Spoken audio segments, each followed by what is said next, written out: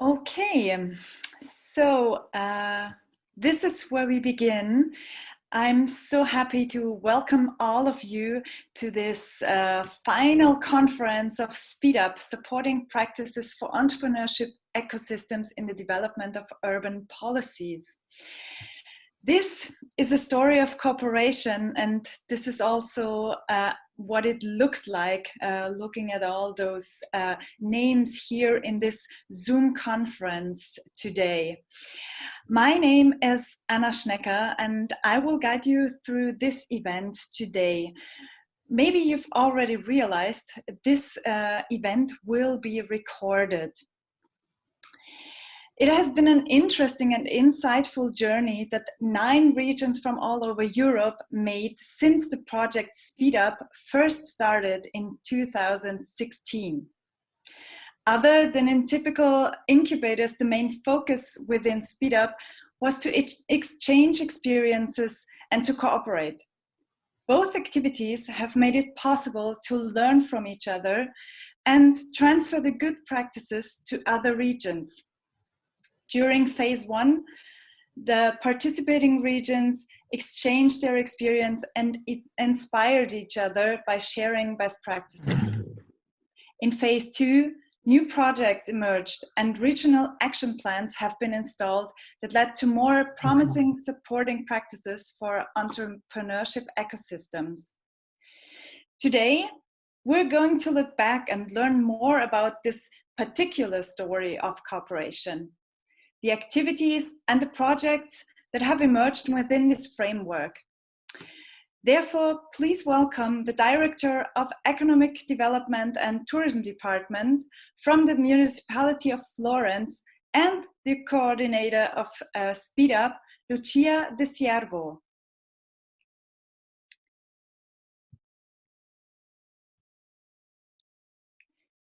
Lucia De Siervo, are you here? Can you hear me? This would be the perfect moment to... Yes! Perfect. I'm sorry. No worries. Good morning, ladies and gentlemen. It's really a pleasure to welcome you again, even if on this virtual space dedicated to innovation. I am Lucia De Siervo, Director of Economic Development and Tourism Department of the Municipality of Florence. I am really proud to be here as lead partner of a very successful project coming to the end, Speed Up.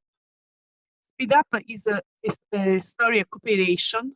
We learn a lot from each other, and we succeed to increase our international networking to support once again innovation, startup, entrepreneurship, and new projects and ideas. Thank you for your cooperation. Thank you for impressive results, and I hope you will continue to work together even behind Speed Up. Thank you so much, Mrs. De Siervo. The Joint Secretariat is managing the Interreg Europe program. Our next speaker supports applicants and project managers, as well as the assessment of applications and finance monitoring. He will give us an insight about the state of play of interregional cooperation. Please welcome Finance Officer of Interreg Europe, Vincenzo Capocasale. Hello, everyone. Thank you very much. I will share my screen with a presentation. There you go. Okay, thank you very much for giving me the floor. I would have loved to meet you all in person, but it's still a great pleasure for me today to be present to attend the final conference of Speed Up. The experience from the previous months, from the experience of the previous months, we surely learned that it's not that easy to stay focused on a screen for long. So I cannot promise it's going to be great fun, but I can promise it's going to be a short presentation. What I would like to do is to provide you with some of the main achievements and results that the program managed to reach during this year, thanks to the contribution of all the projects. And then I will very briefly put the spotlight on the contributions from Speed Up in achieving those results at program level. But very, very briefly, because I don't want to spoil any of the presentation that will come up later during the day. So as a first introductory piece of information, to give an idea of the scope of the program that you've been part of, Interreg Europe, as you are aware of, is a program that is supporting in developing better policies, supporting local and regional government in developing and delivering better policies. And we're trying to do this by creating an environment to exchange among peers and to improve the territorial situation in each region. And there are 30 countries involved, so it's the only program where all regions are eligible, including also Norway and Switzerland, and we are focusing on 4 thematic objectives. How are we doing this? Well, we're doing this through 2 main actions. One of those actions is actually the interregional cooperation projects, where regions are coming together to form a partnership, and they work together for 3 to 5 years, and they come up with an action plan to improve a policy instrument. So 258 projects have been approved and financed through 4 calls involving 2,000 partners coming from 30 different countries. And this allowed us to reach a very wide geographical coverage, since almost 90% of NUTS2 regions have been involved in projects financed through Interreg Europe, financed by Interreg Europe. And there is also a large representation of managing authorities among those 2,000 partners. Speed Up is a really good example, because actually out of, there are 9 project partners coming from 8 different countries. There is a very wide representation of different countries all over Europe, actually coming from very diversified parts of Europe. So we are really happy of that. And yeah, so thanks to this large involvement of organization.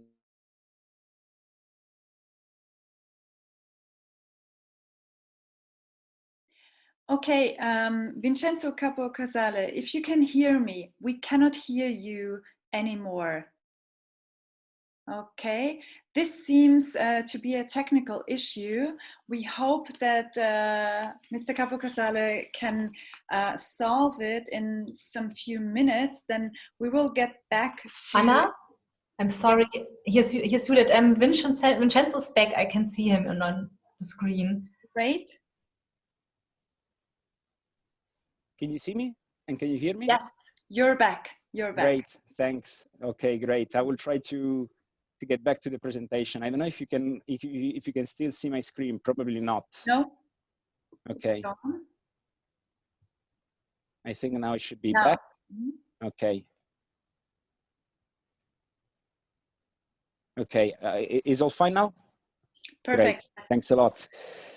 So yeah, the program is already well on track to reach the targets that were defined by the cooperation program, meaning that already 12,000 people have reported to have increased their professional capacity thanks to their involvement in project activities, and more than 900 action plans were already validated by the Joint Secretariat, by the policy officers at the Joint Secretariat. And those results are coming from slightly more than a half of the projects that were financed, because they are coming from 140 projects that have already finished phase 1. But if we want to look also at another important indicator, because it's probably one of the main sources of inspiration for interregional learning and exchange of experience, we should definitely pick the good practices.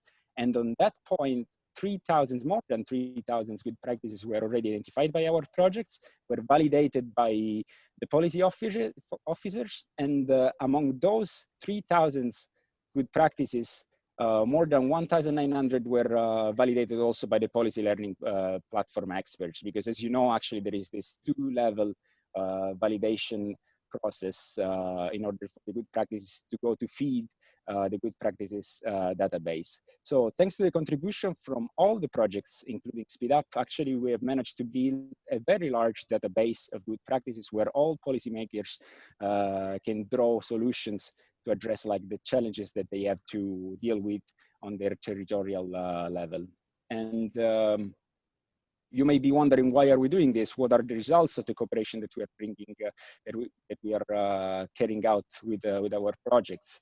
And here there are some other results. So more than 440 policy changes were already reported by 152 projects, which means that basically 448 policy instruments were already influenced, were already changed thanks to the interregional cooperation promoted by the projects.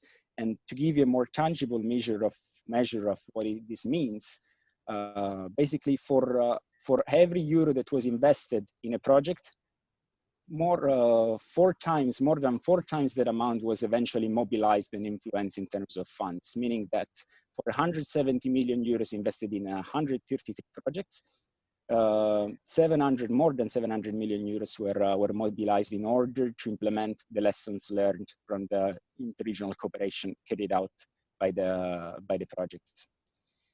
And those were the results from the main pillar, from the first pillar of the program. But since we are a capitalization program, we wanted to make those results available for a much larger audience in order to multiply the benefits and generate further added value for larger audience and for more people.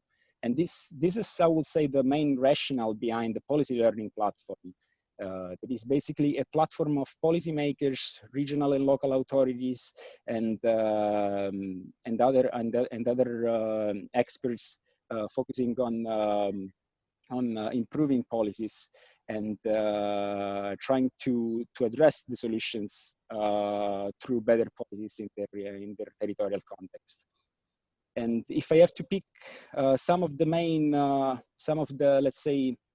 feature of the policy learning platform, it will definitely be the large community of peers with policymakers all over Europe, coming from all over Europe, more than 18,000 members, and the good practices database that, thanks to the contribution of all the project now, is counting on more than 1,900 good practices. And through those features, the policy learning platform is delivering services to not only to project partners, but also beyond the projects that were financed by the program. So this knowledge is available for all peers across Europe. And if I had to pick one of the most interesting services provided by the policy learning platform, one will definitely be the peer review. Basically, through an open call, policymakers across Europe, they can get their policies reviewed by the experts or by their peers, sourced through the policy learning platform. So they are sourced either in this community, in this large community of members of peers, or through some other experts that are sourced by the policy learning platform. And those were the two main pillars, but we are aware that the current situation asked for more support. So this is why we have been trying to stay close to our project also during the last months that were extremely difficult. And all the support that we are providing for the current COVID-19 crisis and all the effects of the pandemic are actually summarized in our website. There is a specific section where you can actually go to look for good practices from all across Europe to mitigate the effect of the crisis. And all those good practices actually now have also been labeled with a specific tag COVID-19, so it's actually easier to find them. We have actually encouraged projects to submit more and more good practices to further exchange on how to mitigate the effect of the crisis. And then, of course, you can always count on the online thematic activities carried out by the program and on tailored support coming from the experts of the policy learning platform. I also recommend you to go to this website in order to get further tips on how to run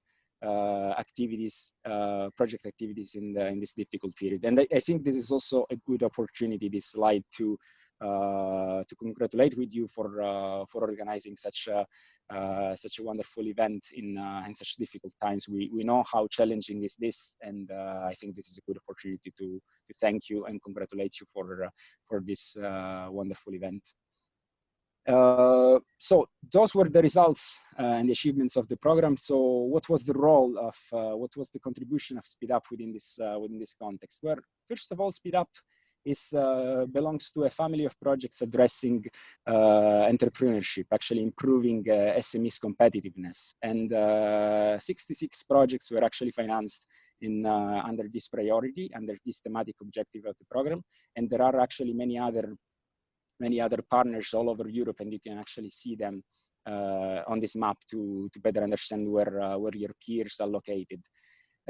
Speed Up was specifically focusing on fostering entrepreneurship and improving like the entrepreneurial ecosystems in cities. And this is a really specific and quite important topic. And we are glad to have like such a specific project among the projects that were financed by the program. What were the results so and the contribution of Speed Up in the framework that I was underlining before? Well, first of all, the good practices. 13 good practices were submitted by the project, and out of those 13 good practices, actually 12 passed the two-step validation process that I was mentioning before. So almost all of the good practices submitted, identified by the projects, were able to feed the large database of good practices of the policy learning platform. So they actually contributed to this database that is helping policymakers all across Europe in addressing challenges at local and regional level. And then you have actually also, the project Speed Up actually also has a really interesting library with 4 good practices guide addressing the specific topic that were tackled during the exchange of experience process during this year. And then definitely, let's not forget about the policy change that was already achieved by the partner that is kindly hosting us today for this conference, STIC Economic Promotion for East Brandenburg, that managed already like to influence the operational program of the European social funds by launching a new call and approving a new pilot project to improve the entrepreneurial ecosystem in Brandenburg. And after this, let me close also my presentation on another good note after the results achieved by Speed Up.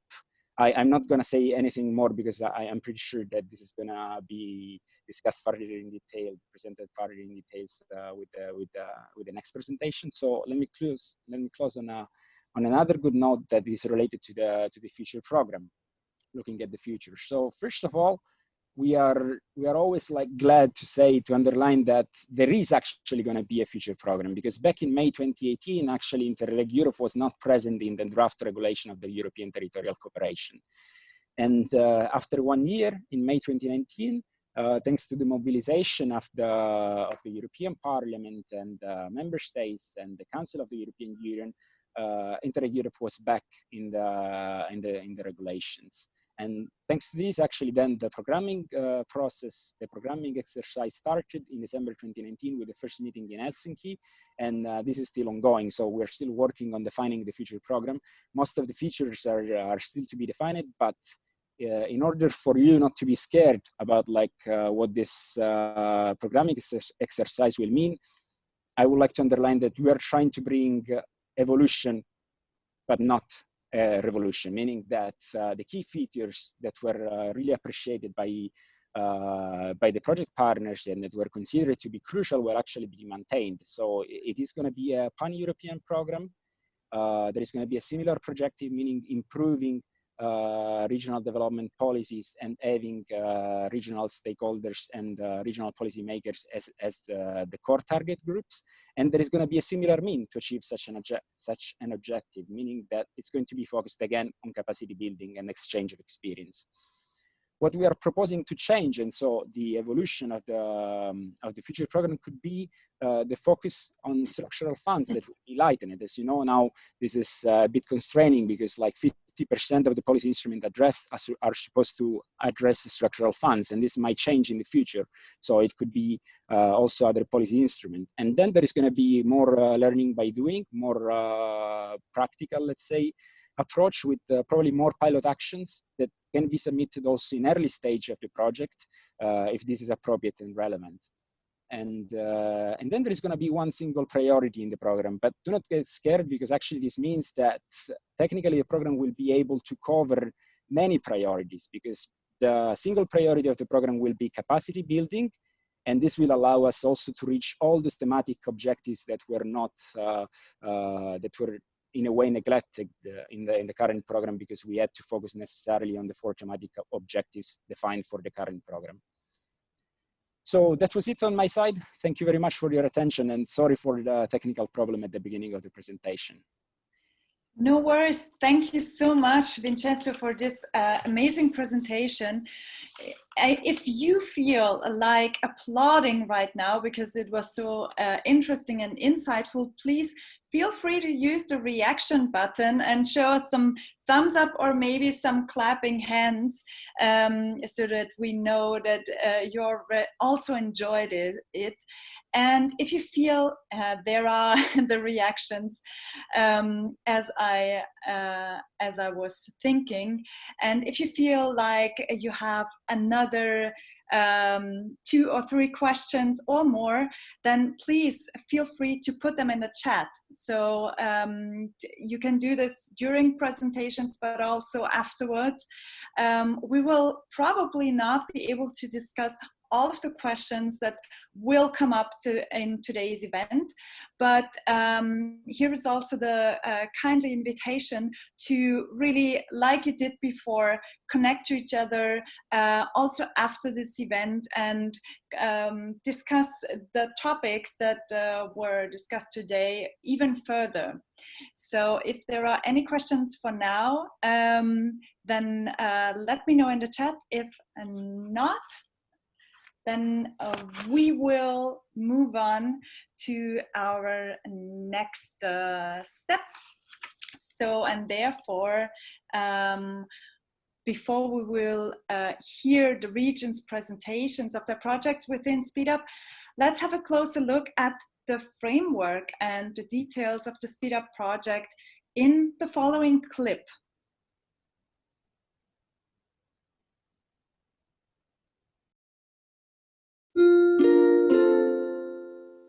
Supporting practices for entrepreneurship ecosystems in the development of urban policies, a story of cooperation. SpeedUp is about exchanging knowledge and experience of business incubation models across European regions. SpeedUp partners and experts met in all the SpeedUp regions for workshops, seminars, and study visits to exchange experiences, learn about the characteristics of successful business incubation systems and their financial sustainability, determine how to monitor and evaluate the impact of actions, and to identify potential models that can be transferred elsewhere. Here are some of the good practices that inspired our regional innovation ecosystems.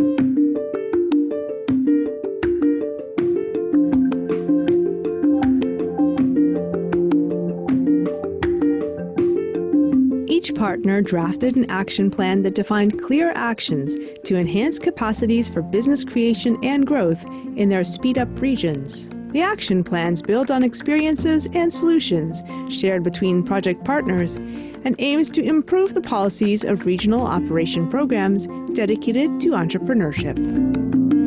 Creation of a digital platform, inspired by an example in Lisbon, to communicate and encourage a virtuous cycle of startup innovation intended to transform the Florentine environment into a springboard for those who have an entrepreneurial idea or who are already a startup. To strengthen the municipal strategy for entrepreneurship, Lisbon City Council is building a monitoring system based on one developed in Antwerp, in which stakeholders will be involved in design, validation, testing, and management. Thanks to two good practices from Tallinn in Belgium, the Chamber of Commerce of Seville succeeded in strengthening the regional entrepreneurship ecosystem and deployed instruments to support university entrepreneurship. The city of Antwerp was inspired by several good practices to implement two main actions to help local entrepreneurs find their way on an international level. They developed a digital platform and mapping system as part of the website Business in Antwerp, and a soft landing program to encourage foreign entrepreneurs to find opportunities and expand their business in Antwerp. Greater Res chose to implement four actions inspired by the good practices of four partner areas. Lisbon directly inspired a website to connect entrepreneurs and promote entrepreneurship and innovation in the area. Train the Trainers was built on lessons learned from Tallinn and Belgium. Experience developed in Tallinn inspired an open innovation action in Reims that will strengthen the links between private sector, startups, and business incubators. And finally, the area drew from the Florentine model of a co-working space with childcare to implement actions that help integrate work, culture, and wellness. The entrepreneurial ecosystem of East Brandenburg now incorporates two good practices from Lisbon to provide orientation about business incubators, accelerators, startup programs, and so on, as well as to provide online coaching and webinars to improve existing services. From Tuscany's experience, East Brandenburg was inspired to make a startup-related video game in order to foster entrepreneurial education in youths. The Tallinn Science Park, Technopole, developed and implemented a three-pronged action plan from three experiences encountered during interregional training workshops and project meetings. The first regards greater measurement of KPIs to measure the Estonian startup ecosystem's key metrics to policymakers and the wider public.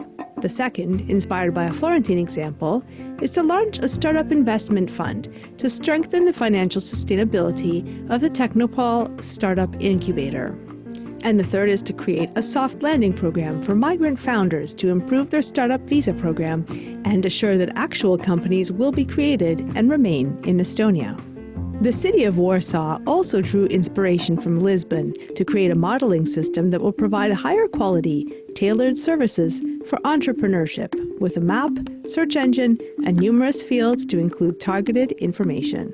The SpeedUp project has the following concrete results. SpeedUp supported the diffusion of policies to improve the performance of regional development programs. It improved the exchange of good practices and innovative ideas about local policies involving both public and private players. It created a consolidated network of 9 European regions who intend to foster cooperation even beyond the project, thanks to networking activities and common goals. It built a universe of relevant players operating across Europe. It led to a mapping of the types of services offered by partners and stakeholders, underlying the main critical elements of mismatch between offer and demand. And it supported the creation of different regional action plans focused on 3 main areas: digital platforms and KPI dashboards to facilitate innovative and entrepreneurial mindset and create a more business-friendly environment, soft landing programs and new forms of financial sustainability of the incubation model, and finally, new coaching, training, and mentoring models from webinars to video gaming.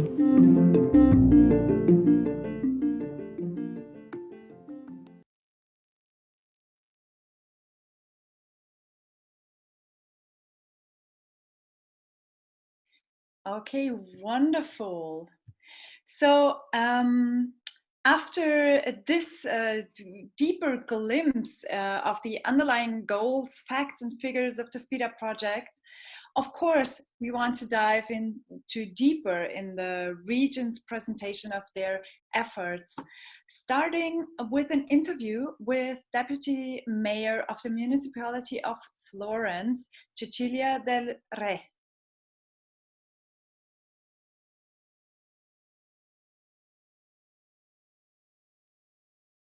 Cecilia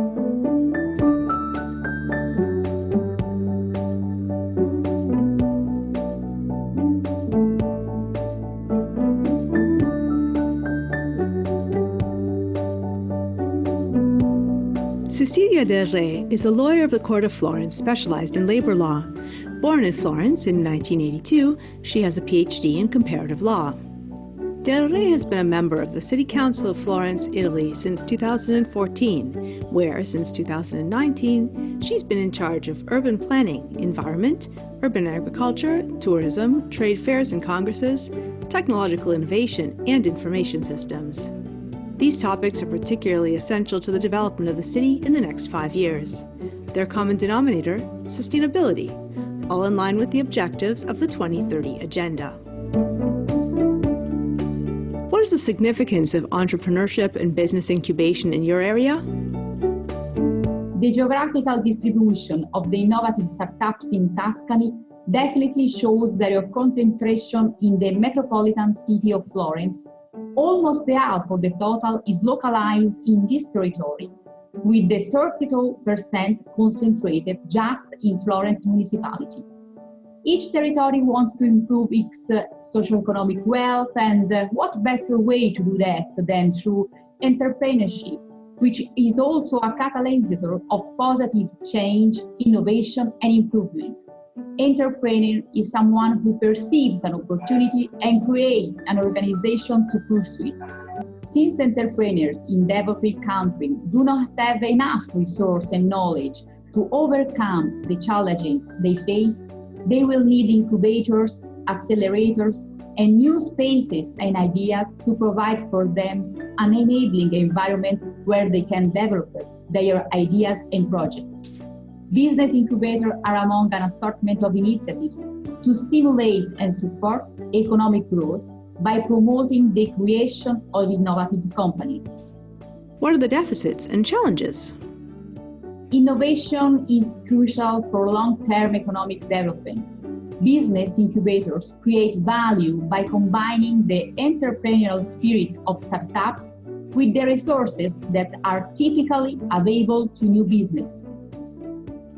What are the benefits of European projects like Speed Up to overcome these challenges? Projects like Speed Up support the diffusion of policy able to improve the performance of the regional programs for local development, led to a mapping of the typology of service offered by partners and stakeholders, underlining the main critical elements of the mismatch between the demand and offer. They put the accent on innovative ideas over the good functioning of the local policies involving both the public and the private players. Contamination, networking, circulation, this is the idea, this is the way to overcome challenges and reach an upper level of innovation. What measures or instruments have been developed so far?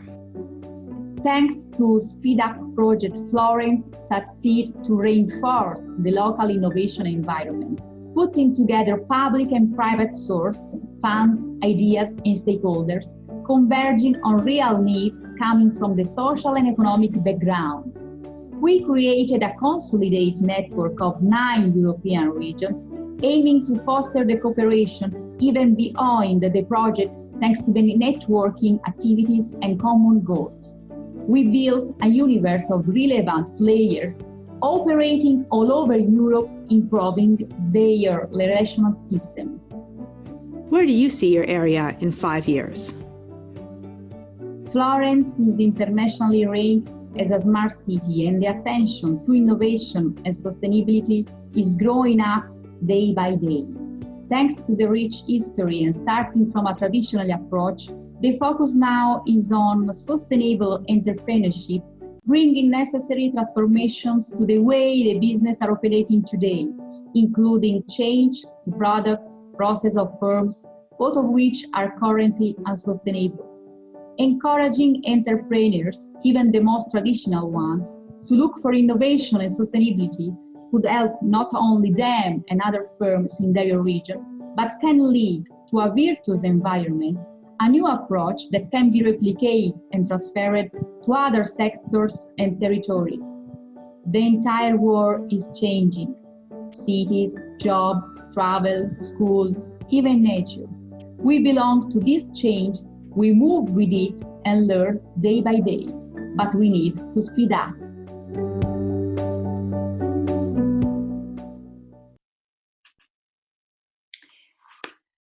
Well, if you feel like applauding again or like asking some questions, this would also be a great moment because Cecilia del Re is here today. So a very warm welcome to Cecilia del Re. It's so great to have you here today. If there are any questions or other reactions, please let us know. Hello, good morning to everyone. It's a pleasure to be here with you today and to share this last moment of this great experience. It has been really, really important for Florence and for our innovation system to be part of the Speed Up project. And I mean, we will keep going in this way, and we will hope to work again with you. Well, that sounds absolutely great. And this is what I was about to say. This might not be the last chance because obviously there were so great cooperations going on during this whole period, and hopefully this will keep on going. Thank you so much, Mrs. Del Rey.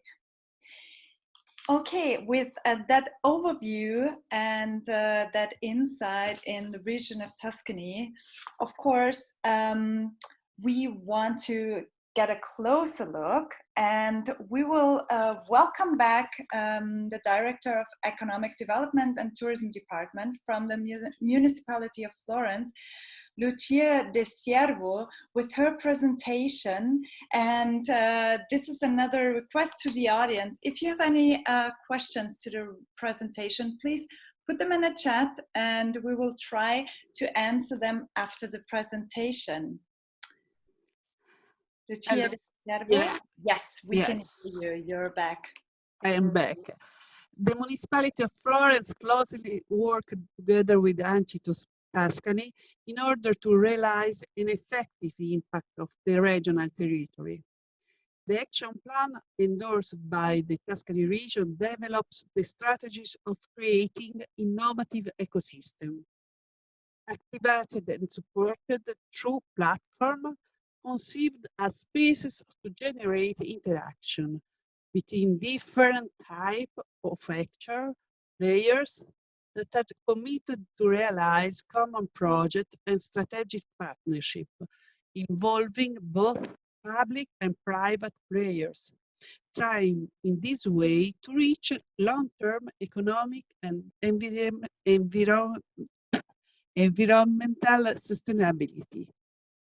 The main results coming from the policy learning process and from the participatory process were adopted by the institutional agreement that was signed in 2018 between public and private sector. This agreement aims to create a virtuous local innovation ecosystem able to stimulate the development of Florentine innovation ecosystem, both at the support of startups and territory and of open innovation process generated by the sector, industry, craft, agriculture, services, and commerce, public authorities, and third sector. The creation of Florentine Innovation Hub is mainly inspired by the JP Startup Lisboa, which main goal is to support the development and growth of startups, helping them to attract customers and investors to scale up and become global. The main lesson learned by this JP and applied to the local territory are the capacity to promote a culture of proximity with all actors of the entrepreneurial ecosystem, allowing them to carry out animation, networking, and marketing activities, as well as attraction of investors, startups, etc., that promote synergies between the different actors of incubation ecosystem. The second action included in the action plan is the implementation of a digital ecosystem platform called Make Next in Florence. The implementation of the digital ecosystem platform is born from the need expressed by the territory and managing authority itself during the participatory process driven in phase 1. Need for an official landing point of information, a sort of internodal tool. During the learning phases of Speed Up project, Municipality of Florence was particularly impressed by the JP made of Lisboa. The entrepreneur community of Lisbon-based innovation. Many inputs were inform, connect, attract, organize. These are as well the same need of Florentine entrepreneurial territory, emerged thanks to the previous analysis. Starting from the idea of made of Lisboa, Municipality of Florence decided to implement an experiment the new platform that will be implemented in the future. One of the main players of the Florentine Innovation Hub is Nana Bianca Startup Studio, selected as good practice within Speed Up project from the very beginning. Davide Barra is the responsible of acceleration program, and it's a pleasure to leave him the floor. Thank you to all participants for the kind attention, and I remain at your disposal. Thank you very much, Mrs. De Ciervo. You've already introduced him, Davide Barra. This is perfect moment to unmute yourself. Can you guys hear me now? Yes, we can hear you now. Welcome. Thank you for having me. Good morning, everyone. Well, Davide, we already heard about the Florence Innovation Hub and the Nana Bianca Startup Studio. Can you tell us a little bit more about this particular studio? Yes, definitely. So I'll be very concise and maybe leave some space to actual questions in the end. Just make it more interactive. First and foremost, thank you for having me. I am Davide Barra, as you introduced me. I'm the director of the Hubble Acceleration Program, which is the acceleration program here at Nana Bianca. So just to give you a little bit of an idea, what is it that we do here at Nana Bianca? Nana Bianca is a startup studio located in the heart of Florence, Italy. It offers the startups and the companies it supports all the necessary tools to transform revolutionary ideas into successful tech companies. It was founded in 2014, and since then it has grown and developed to become one of the main players in the industry here in Italy and recognized also in Europe. We have startups coming to us from all over the world, but mainly we help startups coming from Europe. So what is it that we actually do? We create and accelerate new innovative ventures. We intercept and anticipate market trends by identifying sectors with high growth and high technological interest. And we choose, form, and guide teams of young entrepreneurs through execution. So we bring them from an idea or just a very, very early stage venture into the market. Basically, as a company, our structure can be defined by three major business units, which are on one end, the acceleration program. I'll go more in depth about this afterwards. I am the director of the program together with my other colleagues. The program accelerates early stage startups and was founded in 2016. It's carried out by three main partners, which are part of the network here in Florence, which are Fondazione CR Firenze, which is a bank foundation, Fondazione per la Ricerca e l'Innovazione, that creates the link with research, innovation, and the University of Florence, and Nana Bianca, which is a private startup studio. The other business unit in Nana Bianca is what we call the startup studio section, which independently founds and supports entrepreneurial ideas, and this is done at any given stage of development. So just to give you a little bit of differentiation, the acceleration program accelerates early stage projects, while the startup studio usually deals with bigger startups, and it gives them different services compared to the acceleration program, but it's still done inside our walls. The third and last business unit is the co-working space, because we are also a digital hub. We have over 1,000 entrepreneurs and digital freelancers in our space. We just opened a new location, which we're very proud of, in the center of Florence, that is over 8,000 square meters.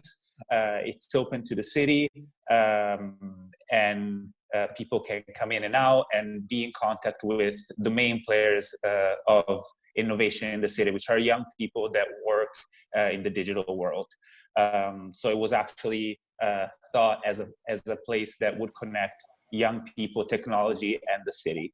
So going back to the acceleration program, how does it work? We select 10 early stage startups every year to participate in this 4-month, 16-week acceleration program that today is at its 7th call.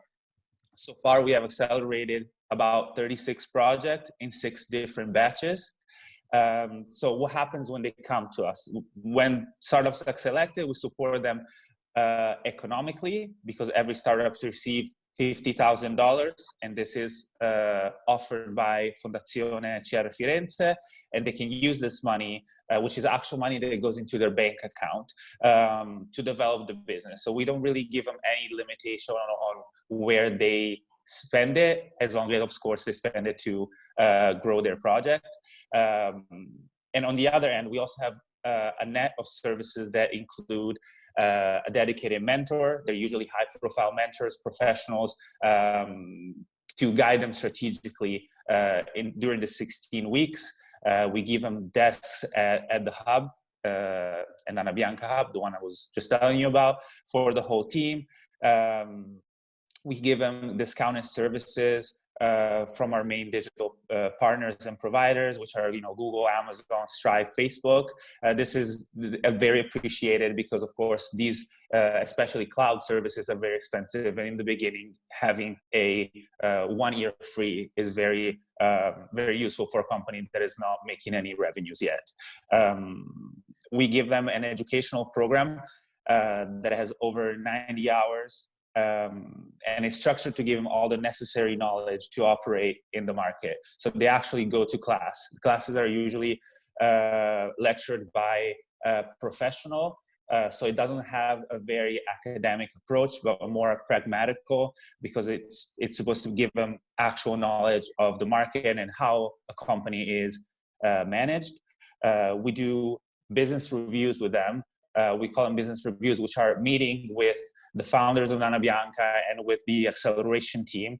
They are with the purpose of making sure that they're following the right path. So it's also strategic meetings that we do with them. And of course, in Nana Bianca, we do workshops and events that are where they can learn more vertical topics. And one of the main components of the program that we like to foster is contamination with other companies. We have over 70 companies in our portfolio under the roof, so we incentivize and push them to work in synergy and share ideas and solutions, because that's a very successful way to do it. Starting this last batch, of course, we've made some changes to cope with the pandemic, and we have switched to fully digital program. And the interaction are made on digital platform, but we're planning on integrating the growth path with an on-site part also, because it's so important to have these young people interact with each other. This is to reiterate the contamination, the importance of contamination. So what is our mission here in Nana Bianca? One of our main objectives, of course, as a company is to support the territory and to provide a florid ecosystem to young entrepreneurs to grow. To this matter, we are also very proud to be part of the Make Next in Florence project, which was just addressed by the previous speaker, which features the main players of innovation here in the municipality of Florence. They came together in a group to foster these themes that are so important. The goal is, of course, to make connections between young people and innovative startups, their technology, local businesses, and entrepreneurs. It is a growing reality, let's say, that contributes to dynamic synergies among its players to create a condition favorable to the birth, growth, and diffusion of development projects. Also, of course, we're very happy to be part of the Seed Up projects and to open our doors to this international network and collaborate with high-profile players that share our same objective. So it is very exciting to be part of this. I am actually finished with explaining what we do. Maybe if there are some questions, I can go more in depth about specific parts, but thank you for now. Well, thank you so much, Davide, for this presentation. We already see applauding audience, which is absolutely legit, because obviously you offer a wide range of support for startups. And at that point, I would love to see also in the chat if you have some questions or some remarks or some notes you want to leave to Davide Barra. Please feel free to use the chat now. Other than that, I would, while maybe the audience is typing their questions, I would be interested. You mentioned that you're open to international startups in the Nana Bianca, and it would be interesting to hear how they know about you and how you attract those international startups. Are they already there in the region, or do you attract them from other places and other regions?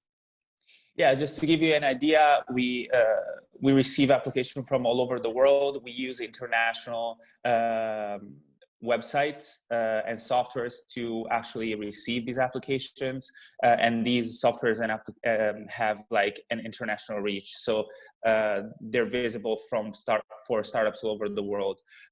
So it actually just depends. Some startups might have come to Italy because they're interested in the market. Some other ones are interested in the market and are applying from abroad. Most of the startups that we receive are actually from Italy. Maybe just to give you an idea, I would say maybe a 70% national and a 30% international. And this 30% includes Europe, but also the world. You know, India and the United States and South America and also maybe Israel are markets that are very florid for startups. So we receive them from there also. Well, great. Thank you so much. This seems to be helping your goal with creating synergies between different startups. And at that point, we have a question from the audience, which is, where do you see the greatest challenges in your program? Well, it is one of the challenges, but it's also probably one of our strengths, I would say, is the level of personalization of the services we offer. Because on paper, our target is an early stage startups that is an alpha and has a maybe a software or a service ready and wants to address the market. But in reality, since the project has become very competitive, we actually accelerate companies that are at all sorts of level. Some of them are actually at a higher development stage. So one of our challenges is to adapt the services and the support we have to make sure that they receive the right level of knowledge. Yeah, I'm not sure if it made sense, but yeah. Absolutely. Okay. Thank you so far. I am looking for other follow-up questions. For now, there are no more questions, but as I mentioned before, please feel free to connect and to keep on the conversations after today's event in this good practice that you all show in exchanging experiences. Thank you at this point, Davide Barra. Thank you. Thank you so much. Thank you. We will now move on to the region of Lisbon, starting with an interview with Deputy Mayor for Economy and Innovation of the Municipality of Lisbon, Miguel Gaspar.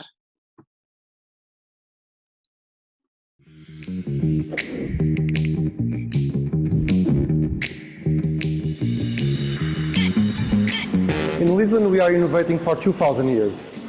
Lisbon started as a harbor. During the discovery times, it was from here that many sailors went to all over the world to discover the world. And since ever, we are driving new paths for innovation, for science, for the next challenge. Today, entrepreneurship in Lisbon means our future, means the future of the next generations, the future of our universities, the future of all the people from all over the world that wants to come to Lisbon and find in Lisbon a place that they call home. Entrepreneurship, it's actually the future of Lisbon. Lisbon entered the startup scene actually in a crisis, the financial crisis of 2008. At the time, we had almost nothing from the startup ecosystem. That was when the startup Lisboa was born, when we started incubating startups, when we asked people saying, hey, let's come to Lisbon and let's know Lisbon and drive your business here, where you can have nice people, competent skills, and where you can have success all over the world. Today, this crisis is completely different. The COVID crisis, we are much more ready for it. The ecosystem is here, it's resilient, it's working in market areas such as the IT sector, that it's actually booming in these times. So we have a much more resilient city and much more prepared to this crisis. What we have to do is make sure that we are in the proper spot to relaunch our activity. The place where I'm here today, for instance, it's a Creative Dubiat, a place that is actually under works and will be opening next year as a next hotspot in the startup scene in Lisbon. The biggest value that can bring from Europe, it's a network of knowledge that you can bring. We are all different. Portugal is different than Germany, it's different than France, it's different than Italy, it's different than Poland. And that's our strength. That's our strength as Europe. As being part of these European projects, we actually bring the best knowledge that there is all over Europe and share experience, build new friends, learn from the others, and find the best ideas to copy from each other. These are the projects that push us forward, and these are the projects that shows new paths to discover in the startup scene, but also in everything that we do as Europeans. This kind of projects is actually one of the biggest strengths of Europe as a region that will make Europe be on the tip of the spear in what concerns competitivity and what concerns innovation. In Lisbon, we actually take the best of the community of the startup scene. Since the beginning, that we nourish this community. We want people to feel well in Lisbon, to make friends, to be happy here, to attract the best people to Lisbon. So that's why we created the Startup Lisboa, the first public incubator. Today there are many others, but it was the first public incubator to develop the startups in Lisbon. But it's not only that. The community made of Lisboa is actually a community where all the startup scene gets together, share experience, build a community.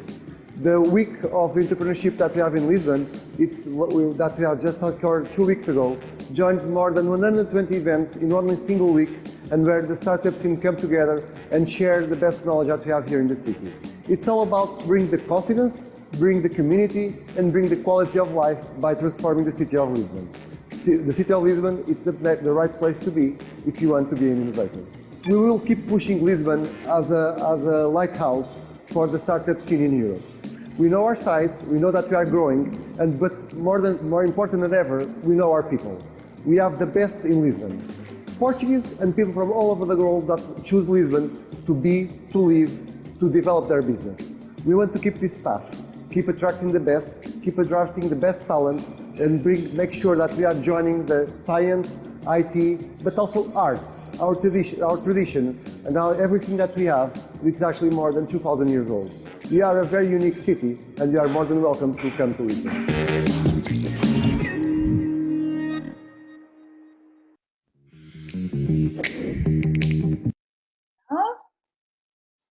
Having learned more about Lisbon's innovation journey in the past and present and future as a lighthouse for the startup scene in Europe, we're now looking forward to get some insight on the impact SpeedUp had in Lisbon.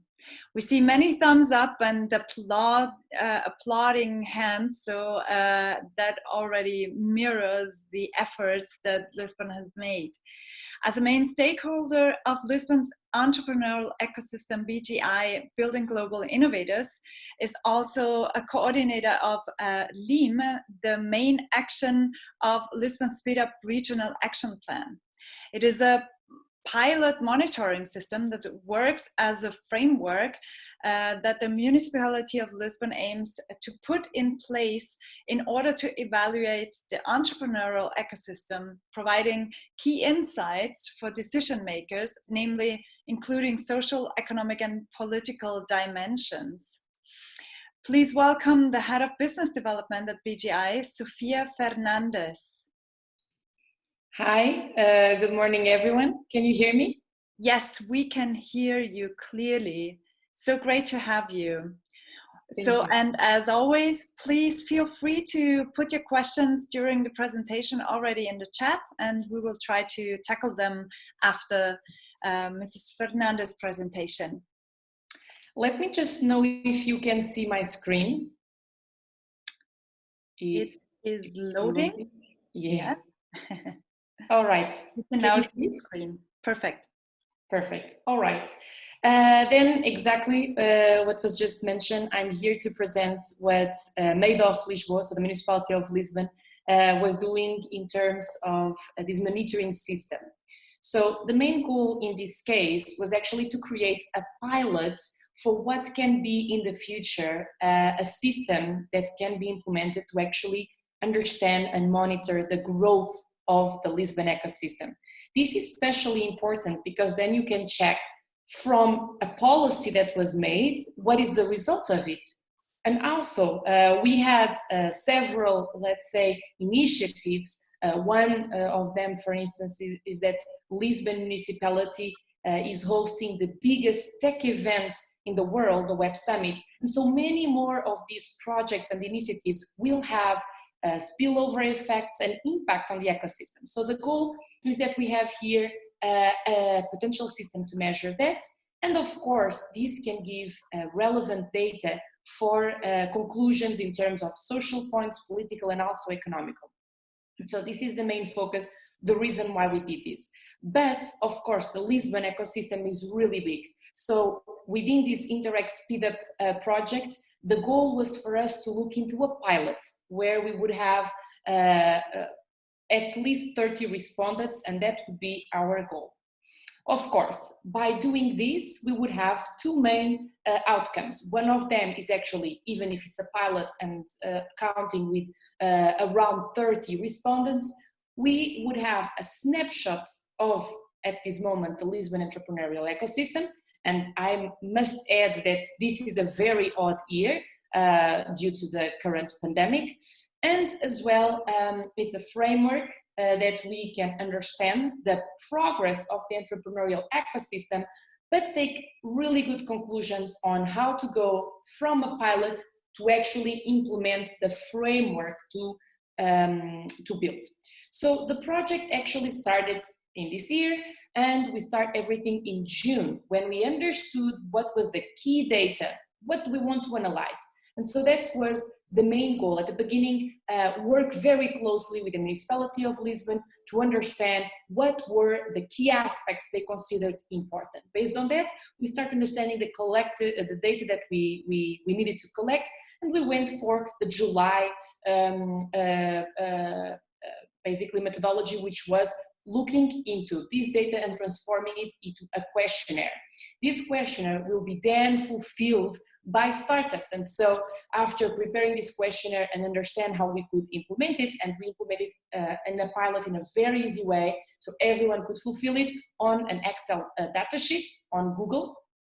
And in August, we start having the answers, where we counted with very important partners in the Lisbon ecosystem, namely incubators, so they would pass this questionnaire to the startups.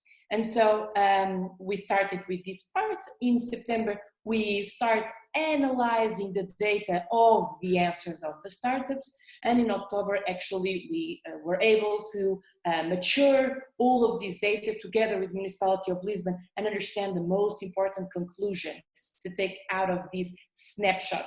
And so November, here we are presenting this final presentation where we can also share with you. And I actually invite everyone who's watching this, if you have also some similar or very different results, to also comment on this, because this is actually how we can share the best practices. So going to the analysis of what actually was done, looking into the people who answered, we can see that the majority of them actually have their headquarters in Portugal, meaning that we were interviewing startups who were working in the municipality of Lisbon, but some of them might have here big offices, but have their headquarters elsewhere, for instance, when they are trying to attract investment. What is interesting is, out of these 91% startups that right now have their headquarters in Portugal, 10% of those actually were previously in other countries, being those the most common one were UK, well, Brexit might also be an explanation, but also the Netherlands, Brazil, USA, Mexico, and Spain. So the headquarters were in these countries, and they changed it right now to Portugal. 26 of the startups were created after incubation or acceleration programs. Why? Maybe this might be a small number, 26. Why? Because some of the acceleration programs already have as a criteria to be incorporated. 11% were actually university spin-outs, and finally, half of the startups were 1 or 2 years old. If we look into the industries, we could actually go to the conclusion that the most profitable was hardware and IoT and e-commerce. The ones that raised more money in investment was security and enterprise, and the ones that got the higher valuation were security and HR. On average, a startup in Lisbon raises over $500,000 in about 2 years, and when they are raising this money, they typically already have over $500,000 in sales as well. So it's really to scale up. If we look into funding, we can see that out of these 31 startups that indicated they raised capital, like we had 46 answers, but in terms of capital, not all of them provide us the data, so we just count with the ones that answered. 24 million euros were raised by these 31 startups. Around 30% did not have any revenue before actually getting money. We can see also that dilutive money is the one that is more used to, so the ones that invest and take equity on the startup, most of them came from a venture capital. And looking at European grants, 80% of these startups submit an application grant, but only 8%, but they have only a chance of 8% of success based on their historical data. Also, we try to check if B2B, B2C was different. We can see that in terms of valuation, they are very similar. And in terms of investment, they also receive similar kind of investment. But B2C performs in terms of revenue 4.6 times better than B2B. So they actually get to the market much faster and start making money faster than the B2B. And actually on the B2C, 31% of the startups are already in other 9 countries. So they expand fast. All of them were already in Germany. So it's like the next market to go. Then, in terms of the teams, and finalizing, in terms of the teams, we have 26% that were actually female, but when we look into the CEOs, only around 22 actually are female CEOs, so the discrepancy still continues as it was expected. Most CEOs are between 35 and 54, and the employees are a little bit younger, and 80% of the employees are Portuguese. I also want to check one thing here that is interesting. Even if around 22 founders were actually female, out of those, only half was Portuguese. The other half was international. In terms of teams, we can see that typically the main conclusion coming that we can get from here is that most of the people are working full time, but around not half, but 40% have no contract. So there are still a huge uncertainty, and we don't know, but probably COVID-19 also influenced this question. But we have a division more or less half-half between working remotely or working in the office. In terms of Lisbon, they consider some of the main topics to be in Lisbon as the good quality of life, the proximity with key players in the industry, the low operational costs, and the dynamic of the ecosystem. They suggestion in terms of public policies to increase funding lines, to increase the tax benefits for investors or for the startups. And suggestion to the municipality of Lisbon that they can do as initiatives would be to organize even more networking events, give more tax incentives to the startups, more physical spaces for incubation, and also increase the local Lisbon funding opportunities. This would not be possible without the enablers, which were Startup Lisboa, Lispolish, Bright Pixel, Tech Labs, Demio, Casa do Impacto, Enter, and Betai, who were crucial to get the data out of these 46 answers.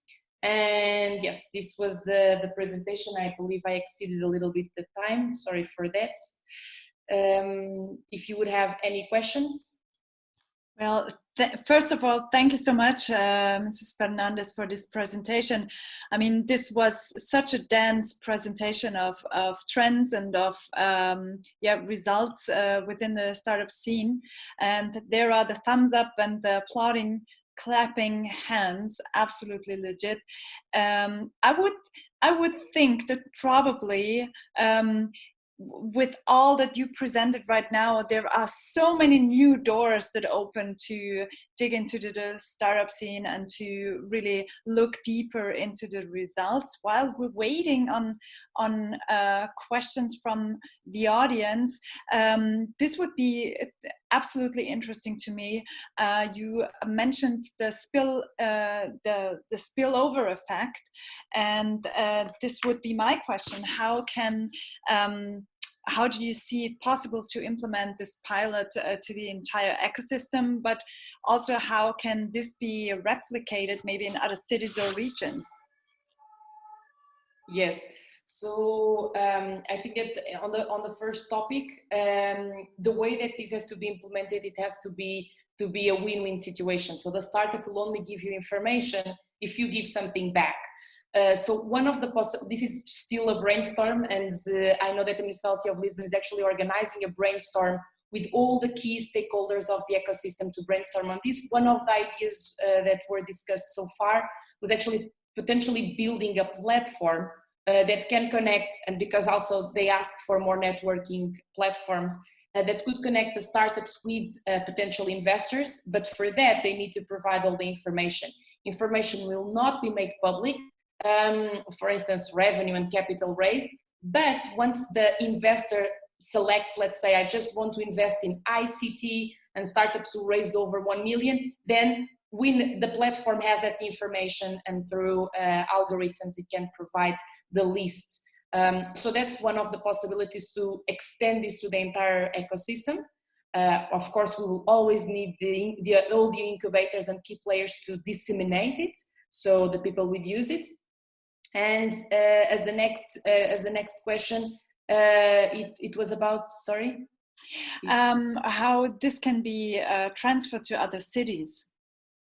Yes, and I think that, of course, maybe have like the other cities can do an in-depth questionnaires to 10 potential startups, understand what drives them. I think that investment is typically something that drives them, but creating the platform and the hook always has to be something. In case of Lisbon, it was clear, it was contact with investors, but in other municipalities might be contact with municipalities, or I don't know. So having this sort of hook to get this data, and this data is absolutely key, because without business intelligence, you don't know if you are going on the right path or not. So this would be our suggestion. Well, I would say truth spoken. There is another question in the chat. Do you think that your project has any impact in the rural areas around Lisbon? This is actually very, very interesting, because BGI has been working a lot with the rural areas around Lisbon. Typically, these will have a great impact for them. Many of them, I must even add, there's a lot of policies in Portugal that sometimes support you to go to the countryside. And so you still have a lot of people who are trying to combine the life of being in Lisbon, where you have more opportunities, but also have your company there, where you potentially might even have more tax and financial incentives. And so they try to get the best of both worlds. And this sort of monitoring system can understand some patterns and understand if these people are staying more in Lisbon or bringing the business to the countryside. And this is absolutely key, because you still hire a lot. These places, countrysides, they have universities, of course, but not so condensed, right? Lisbon has everything there. And so it is even interesting to understand the dispersion of then the talent over these other places. And with this data, we can understand who is in Lisbon. Are they working there? Are they just making business there? Where are they raising their capital? Where do they have their headquarters? And this provides key data, not only for the municipality of Lisbon, but for the municipalities surrounding it, that typically have other kind of business and other kind of goals. Well, thank you so much. At this point, I think there are, for now, there are no more questions in the chat. It has been very, very interesting. And I'm pretty sure that you will be contacted, and you will stay in good contact to the participants of today's event and of the Speed Up project. Thank you so much, Sofia Fernandez. Thank you. Thank you. Well, and as we all know, online conferences can be quite challenging, looking at your seating, your comfort, and this is what we want to enhance at this point. So we will make a short break of 5 minutes, get some fresh drinks, get some breath of fresh air, and we will be back in 5 minutes. So we will see you again at 11:31 German time. Okay, I hope everyone got something nice to drink, made some little steps around the office chair or table. Welcome back. Welcome back after this short break. It's now time to get a closer look at the next region. We will continue with the state of Brandenburg. Promoting the economic strength of Brandenburg is a key concern of the Ministry for Economic Affairs, Labor and Energy. Considering itself a partner of businesses in Brandenburg, the ministry wants to continuously enhance Brandenburg's attractiveness for firms and skilled workers. A particular emphasis is put on small and medium-sized enterprises, so-called SMEs, as they account for the majority of local firms. Jörg Steinbach, Minister of Economic Affairs, Labor and Energy Brandenburg, gave us an interview. See for yourselves.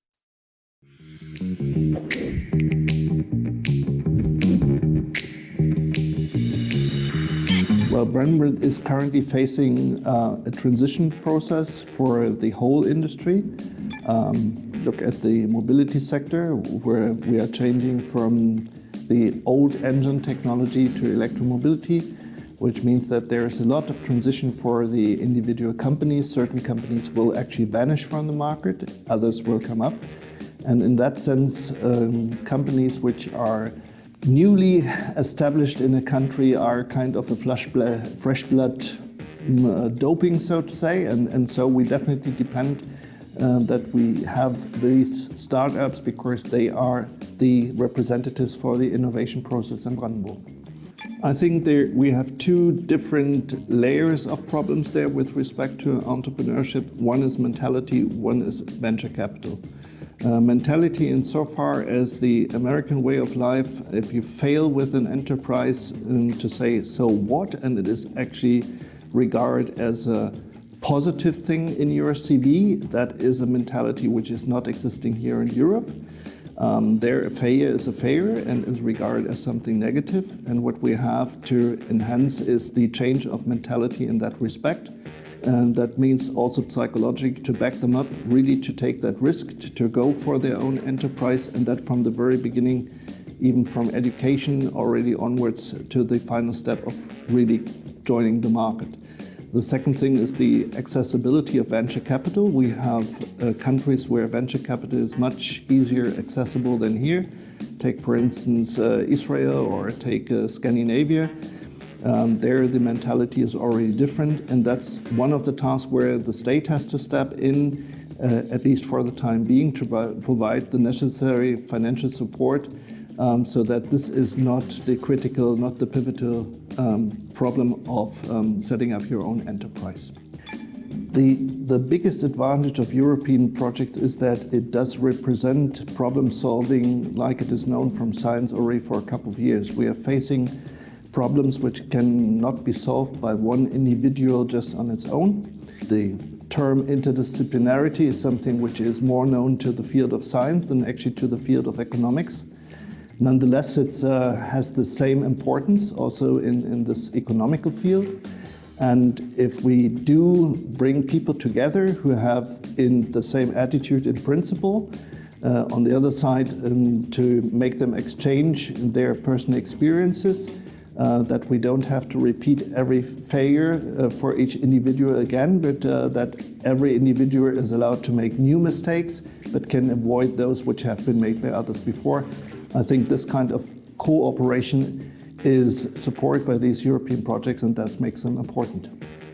Well, I think the instruments have completely different character. To some extent, it's a question of the siting, so to provide rooming at reasonable rates in terms of incubators, in terms of accelerators, and we are in the fortunate situation that right at the moment I'm aware of at least 5 projects in different parts of Brandenburg where these kind of institutions are being built and will actually join the network in a couple of months, so that those young enterprises do have privileged situations to have the first steps, to have support for the first years. It is also necessary actually to force them to leave these kind of incubators and accelerators after a certain time, because if that becomes their permanent address, then you stop this dynamic process. So they must overcome the hurdles of the beginning and must then be able to survive on the open market. So placing, siting is one of the things where we can support that. The other one I already mentioned is the question of financial supports in offering grants which are not a load in terms that you have to pay back everything in a certain time, but that there are special regulations in place where this money is easier accessible and also affordable for these young enterprises. Brandenburg, I think, has the chance to play a much bigger economical role within the Federal Republic of Germany than it actually has played before. The reason for that is that the question of the ecological footprint becomes more and more important. The CO2 footprint of products, of manufacturing process becomes one of the key elements for the assessment of the quality of a new enterprise. There we are providing most probably the the best starting position in comparison to many other countries in Germany. We have the highest rate of installed new energy here, of so-called green energy. That makes us more attractive for this purpose, and that way I'm pretty much convinced that this will attract more and more also our young people to set up their enterprises here, because there they can provide the proof that they have a reasonable ecological footprint, and that way I'm absolutely convinced that our economical role within Germany will rise.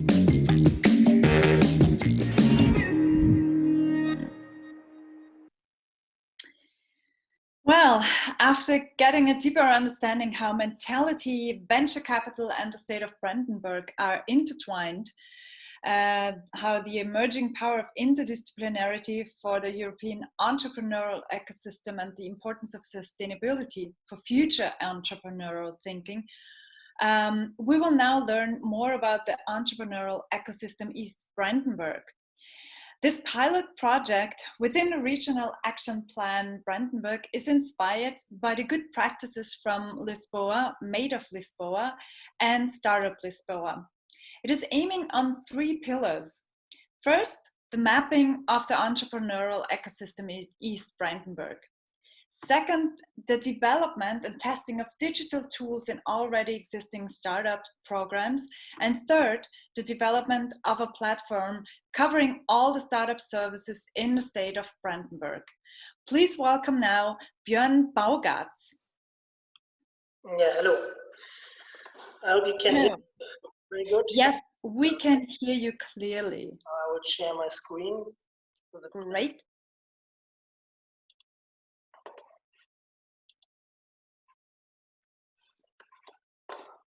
Mm-hmm. Okay. Perfect. Okay, yeah, I'm presenting the project Entrepreneurial Ecosystem in East Brandenburg. And like it was already said, our inspiration was of course Made of Lisboa, especially also the website Made of Lisboa. The goals of this project, just shortly, are the collection and evaluation of existing offers for entrepreneurs, the identification of potentials, and also the enhancement of existing and development of new IT-based formats, and creation of a webinar system. The main goal actually is to create a website with an interactive map for the presentation of stakeholders, where they can present their offers, and also linking to offers in the frame of an entrepreneurial platform. What we did so far was we did a survey with the main important stakeholders here in the region of East Brandenburg, and also with founders. We wanted to discover shortfalls of existing programs, or maybe are there programs offers missing, and we asked them different questions, like, for example, what do you offer? Do you offer online formats? Because sometimes they don't really offer a lot of online formats for interested people who want to start a company. If you could optimize your programs, your offers, what would you optimize? And where do you see the startup scene in 5 years? What we could discover were several problems, like we have no living startup entrepreneurial centers, systems here. East Brandenburg is quite rural. It's not like Berlin. We have completely different, or it's more challenging here to attract people to start a company. Also because of no network of business angels, mentors, or big accelerators. Another big problem for most founders was bureaucratic obstacles with financing to start a company. But that is a problem between the state of Brandenburg and the federal government. No support after starting a company, because they divided the state of Brandenburg and the federal government. They divided that the state is responsible for everything that happens before the company is founded, and the federal government has programs or offers programs after the start of a company. So, but that's a big problem, because you can't have them anymore after they started a company. Yeah, other problems are that many offers are unknown. So we could see even with programs like one program that is in our company, young companies. It's a startup program for young people. A lot of people don't know that program, even though it exists since 2005. That's also another big problem, that they are unknown. And yeah, we want to promote that more. And next steps are, or we had already a meeting with the board of advisors and discussed a lot of different topics at work, like working tables, or like where we had 3 big topics, and everyone could discuss these topics. The next steps are, we want to do more workshops with our board of advisors. We want to involve them more. It should be not once a year meeting, but we want more involvement of them and have their expertise. And we started to do a first layout, or we will do a first layout of the website. Yeah, questions we want to talk about in these workshops are, for example, what is important for the stakeholders regarding the platform? What do they want to have on that platform? And also what should not be on the platform. The big problem here is that that we have a lot of websites. We have no, we have too many, how to say, stakeholders, and everyone has their own thing. But we need a central point where they can inform. Yeah. I think that was, maybe I hope I was not too quick with my presentation. It's just like, yeah, it's in progress. Well, thank you so much, Mr. Baugatz. At this point, it was a very dense and compact presentation, and maybe we have some questions from the audience, and also reactions. Please show us your hands, you know how, in the reactions, and let us know if you have questions to Mr. Baugatz. While we're waiting for questions from the audience, I would be interested why you would consider the mapping of the entrepreneurial ecosystem and the corresponding website as important tools to push the digitalization of startups or of startup support service, and to raise the numbers of successful startups. Yeah, like I said already a little bit, East Brandenburg is very rural. It's not like Berlin. It's more people move out of Berlin to the city center, but to rural areas, and we need to connect them. And it's difficult here because we have no local point where they can meet. And I think an online platform and digitalization is coming. We can see it with COVID-19. That's one good thing about COVID-19. There was a big push in digitalization and using of online formats. But there are also too many websites, too many information. There's, I think the people who want to start a company, they're often confused where they should go to. They need one central website where they can see, and I need help with financing. Where can I find that? And would be good if there is one point of contact where they can find all the information that the state is offering or the region is offering. Yeah, instead of like searching for hours, days. That seems to meet the needs that you're seeing in this area. I'm checking again the chat. There are at this point no more questions, but as usual, I kindly invite all of you to stay in contact and discuss those topics further. Thank you so much, Mr. Baugatz, for your presentation. Thank you. Well, with this being said, we come to the region of Flanders to get an overview over this region, whose importance for free trade in Europe roots back to the Middle Age. We interviewed Vice Mayor of Economy of the City of Antwerp, Claude Marinova.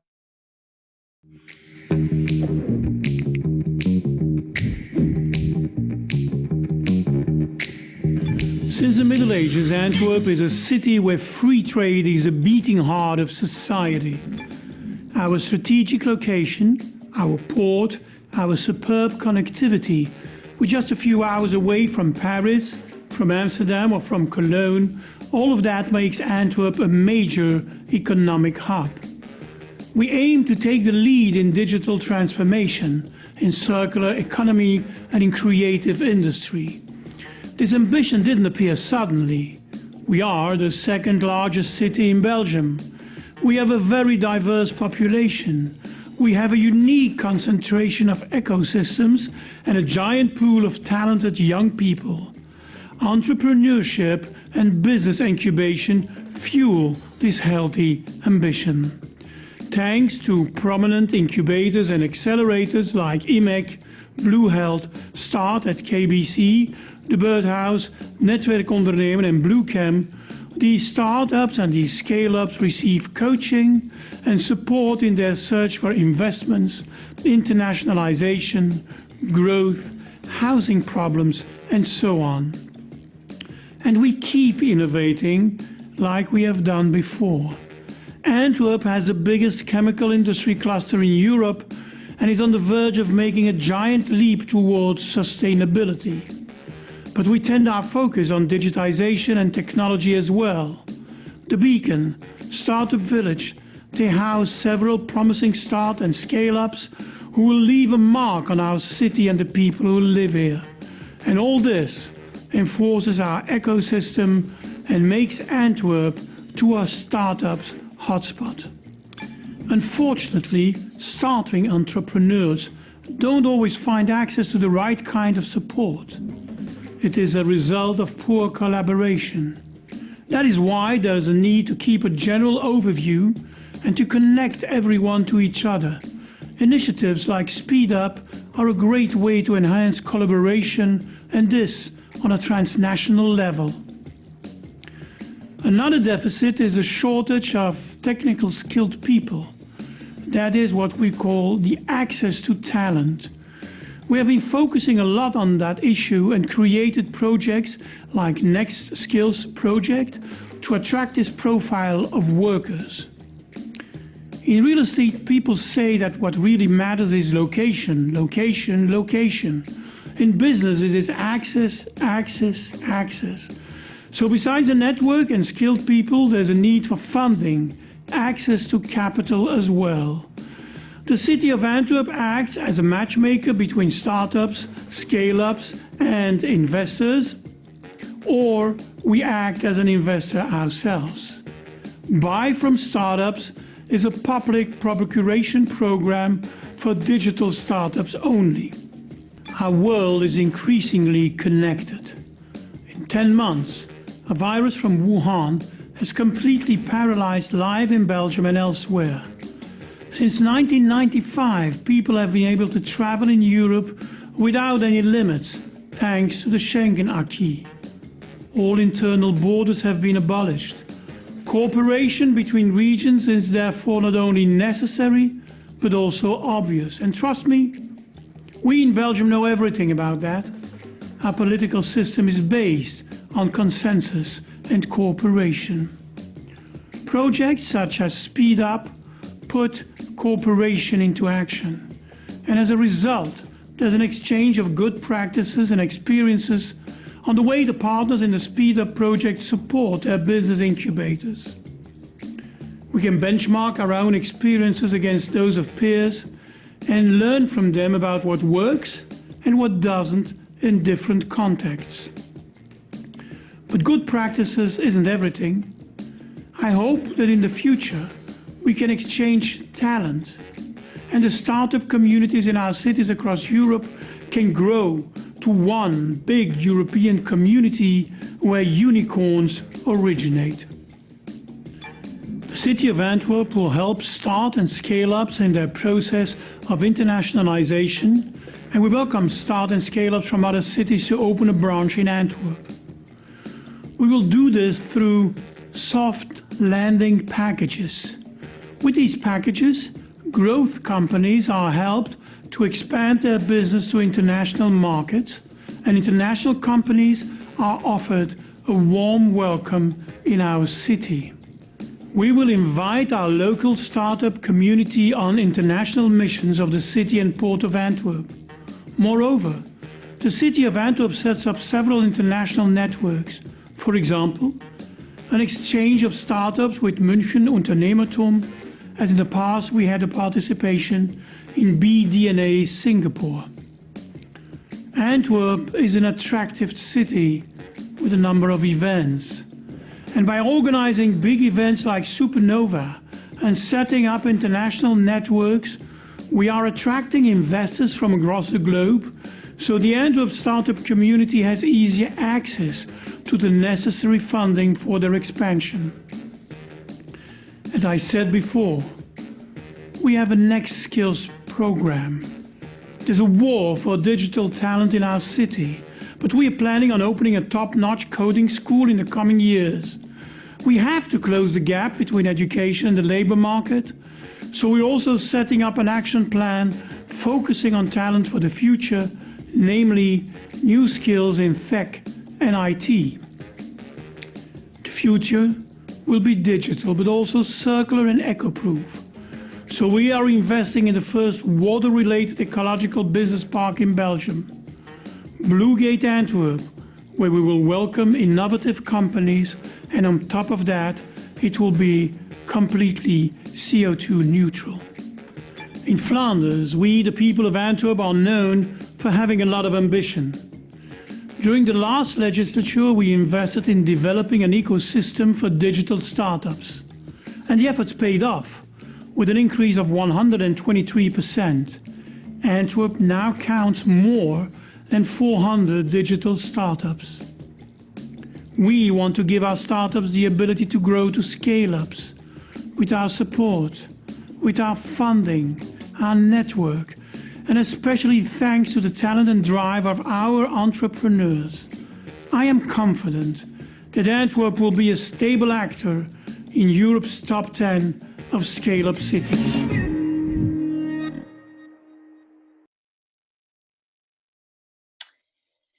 Well, after this ambitious and inspiring outlook to a digital, circular and eco-proof future and a heavily intertwined European entrepreneurial community, we take a closer look at the impact of Speed Up in the region of Flanders.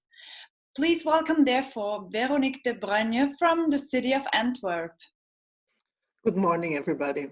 I will start sharing my screen. Great.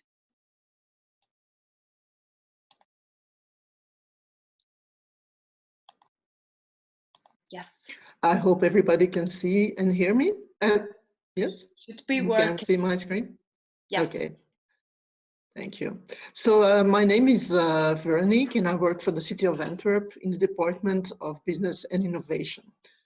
The idea of this presentation is to give you a short introduction in the strategy of the City of Antwerp in general, and specifically related to startups and scale-ups. We will also discuss the impact of Speed Up on our ecosystem. Let's start by situating Antwerp. Antwerp is located in Flanders, which is the Dutch-speaking part of Belgium. The city counts just over 527,000 inhabitants. But nevertheless, this modest number of inhabitants, Antwerp is home to 178 different nationalities, which makes it a very diverse city.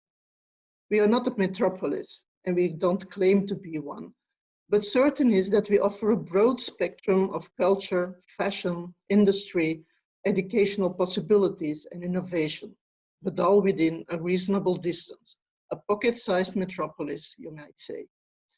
This also means that we have a very dense ecosystem, which in itself offers different advantages.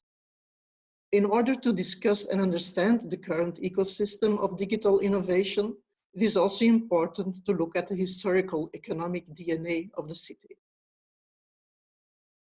You might say that the city of Antwerp is the economic powerhouse in Flanders. The port of Antwerp is the second largest port of Europe. And maybe not well known is that our port is home to the second largest chemical and oil cluster in the world, just after Houston. For many decades already, Antwerp remains the #1 diamond center of the world. 80% of all rough diamonds and 50% of all cut diamonds pass through Antwerp.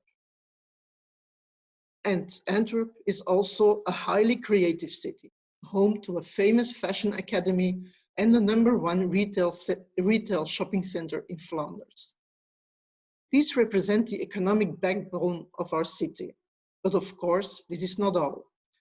Besides these historical clusters, the city of Antwerp is also expanding towards new industries. First of all, towards digital innovation, and then especially with a focus on e-health, smart logistics, and smart mobility. But also towards circular economy, in which the city will focus on sustainable chemistry, waste recycling, and sustainable building.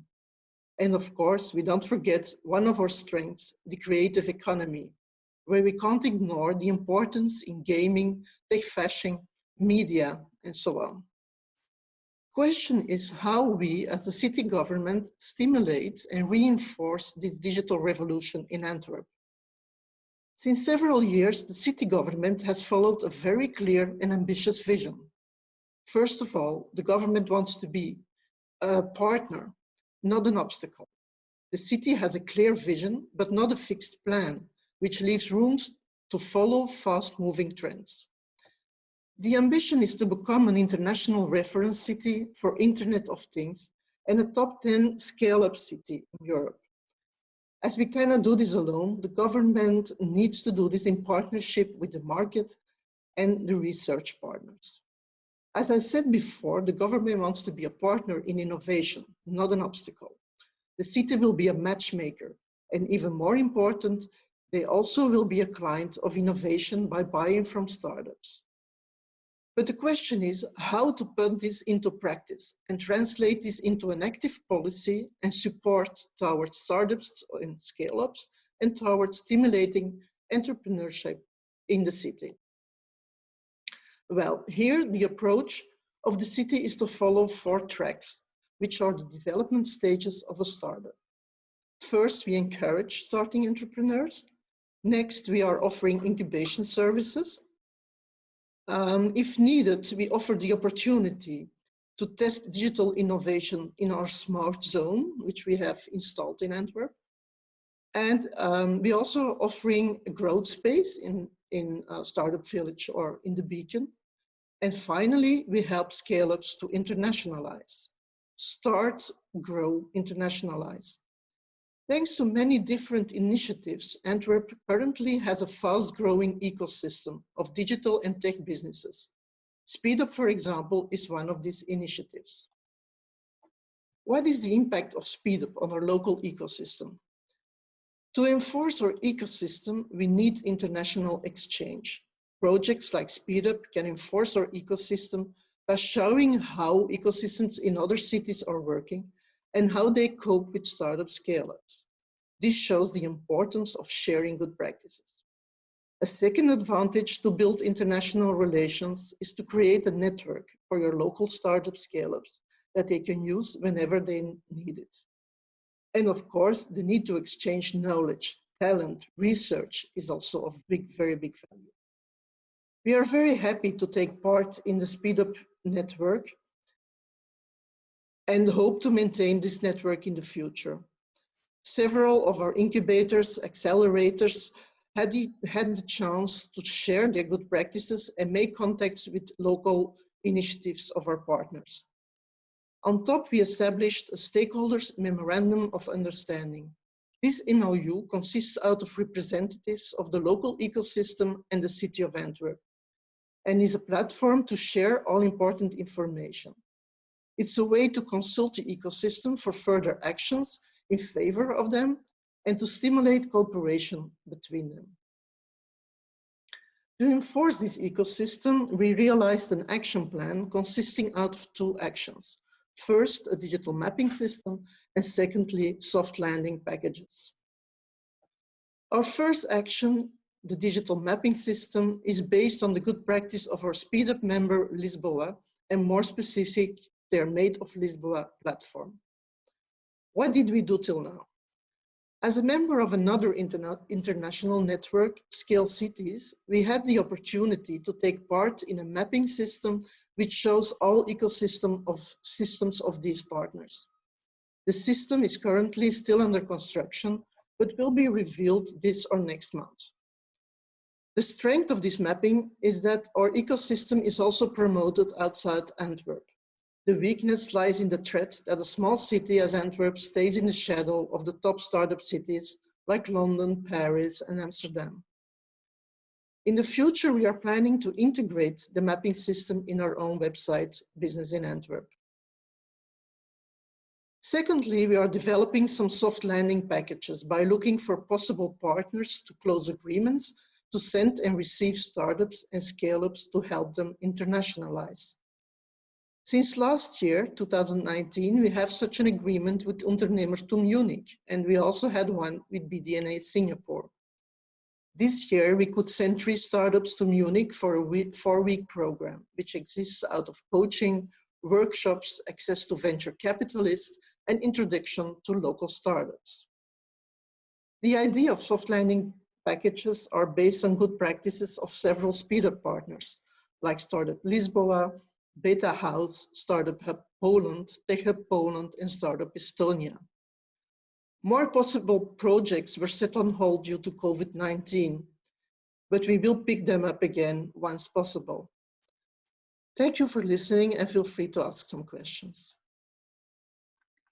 Well, thank you very much, Mrs. de Bruyne, and we already see applauding and thumbs up. So I guess we will get some questions in the chats while we are waiting for that question. I would be interested in, I think you mentioned it already in the presentation, but we heard it from Mr. Marinova and also from yourself right now, that the government understands itself as matchmaker between companies and startups, and or as matchmaker in the ecosystem. And I think you have some interesting approaches, like the stakeholder memorandum. Could you maybe tell us a little bit more about the matchmaking process? Yes. So what we saw is the markets they were growing on its own. So we had all these incubator accelerators. We had like all the startups and scale-ups who started in Antwerp. But what we were missing was collaboration. So everybody was working on an island. And so the incubators, they were more working as competitors than to strengthen, because you need collaboration and you need like to specify in one direction. So with this memorandum of understanding, we constructed like a board, a platform, with all our ecosystem and with the city of Antwerp, and we manage now that they work together and that they specialize in the different stages of in different sectors of startups. So I think it's really very important to establish this collaboration for the whole ecosystem. Great. Well, that sounds like a good idea. I'm looking for further questions. There's not a question at this moment, but I'm pretty sure that you will stay in contact and there will be some more questions. At this point, I thank you very much for this presentation and this insight in the work of the City of Antwerp. Thank you so much. Thank you. Bye-bye. With this wonderful presentation, we are moving south to the region of Greater Reims, whose urban community gathers 143 municipalities and almost 300,000 inhabitants.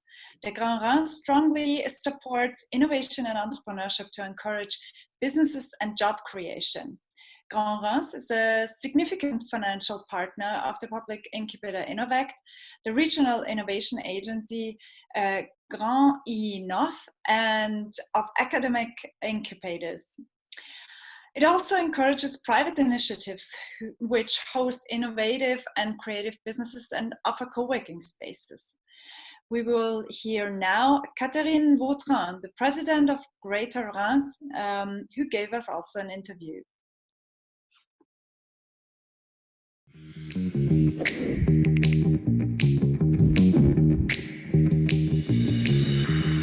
Our mission is clear: increase adoption and acceleration of startups, provide tools and services to help entrepreneurs build new business. It's crucial to ensure our territory attractiveness. Our main challenge is to reinforce our ecosystem to make sure that we are able to support entrepreneurs across the entire value chain of business creation, from pre-incubation to acceleration and fundraising. Each local stakeholder has a key role to play. We need to improve the visibility of an integrated innovation startup ecosystem. European projects are a tremendous leverage in terms of benchmarking, exchange of good practices, policy learning, productive networking with European partners. Our priority is to implement our speed-up action plan to deliver concrete results. We focus particularly on the visibility aspect and external promotion of our business creation ecosystem by creating a web platform inspired by the Lisbon's experience. We also carry out events to further open innovation, to reinforce links between the private sector, the academic field, startups, business incubator, and public institution as our partner for telling the doing. In 5 years, I see Grand Reims as a startup ecosystem, as an integrated and collaborative ecosystem, as a reference for excellence in supporting entrepreneurs. At 45 minutes from Paris and at the heart of Europe, Reims is the place to speed up your business. Wonderful. Well, having learned that Reims is a place to speed up your business, we are excited to get more details about the implementation of the regional action plan in general, and how the efforts will raise visibility and external promotion of the business incubation ecosystem, inspired by Startup Lisboa in particular. Jérôme Nassibou is the managing head of Grand Reims public incubator Innovect, which belongs to a regional network of incubators. He will give us some insight on the impact that the Speed Up project had on the region. Please welcome Jérôme Nassibou. Thank you, Anna. Everything is said, so maybe I will just not do the presentation because you say all that I will have to say. So thank you for this introduction. Do you know how is it possible? Yes, I have the right to share the screen, so normally it will be okay. Okay, so I have a few slides regarding where we are. Sorry, up. So, and I will try to make it as energetic as possible in order to give you some energy by the screen, because you are here listening all the presentations since a lot of time. So my aim is to give a concrete things about Speed Up Final Conference, which is for us a real story of cooperation. So where is Reims? So for those that were here in 2018, in September, we are 40 minutes of TGV from Paris. We are in the Marne department, and we are in the region Greater East and in the former sub-region Champagne-Ardenne. So we are well known as the Champagne hotspot. So Grand Reims, as Anna said, we are more than 100 cities gathered on the name Grand Reims, Greater Reims, led by Catherine Vautrin that you have seen in the video, and we are around 300,000 inhabitants. So this is about facts about Grand Reims. So what are we doing at Innovact? Because I'm the head of Innovact. Sorry. We have 20 years of experience of incubation. We are a public incubator with private sponsorship from bank. We permit access to subsidies from veterans. It could be up to 100Ks. And we are in a network, as SpeedUp is a network, we have our own network of several incubators in Strasbourg, Metz, Mulhouse, Charleville-Mézières, Épinal, and Reims. So we work in a network of six incubators. So once upon a time, at the beginning of SpeedUp, in Reims, we have a juvenile ecosystem. We have a juvenile ecosystem because we have one association for promoting student entrepreneurship, which is called PEPIT, 3 student incubators, 1 public incubators, Innovat, 1 private accelerators, 1 public accelerator, Scalino, 1 private accelerator in educational technology, 1 agency of innovation, co-working spaces, business angels, and regional fund. So the ecosystem was here, but a really juvenile. And if I want, just to show you in a sum up more graphic, the picture was this. We have everything, but juvenile, and we just have few relation between one and one, but not a real ecosystem way of making things.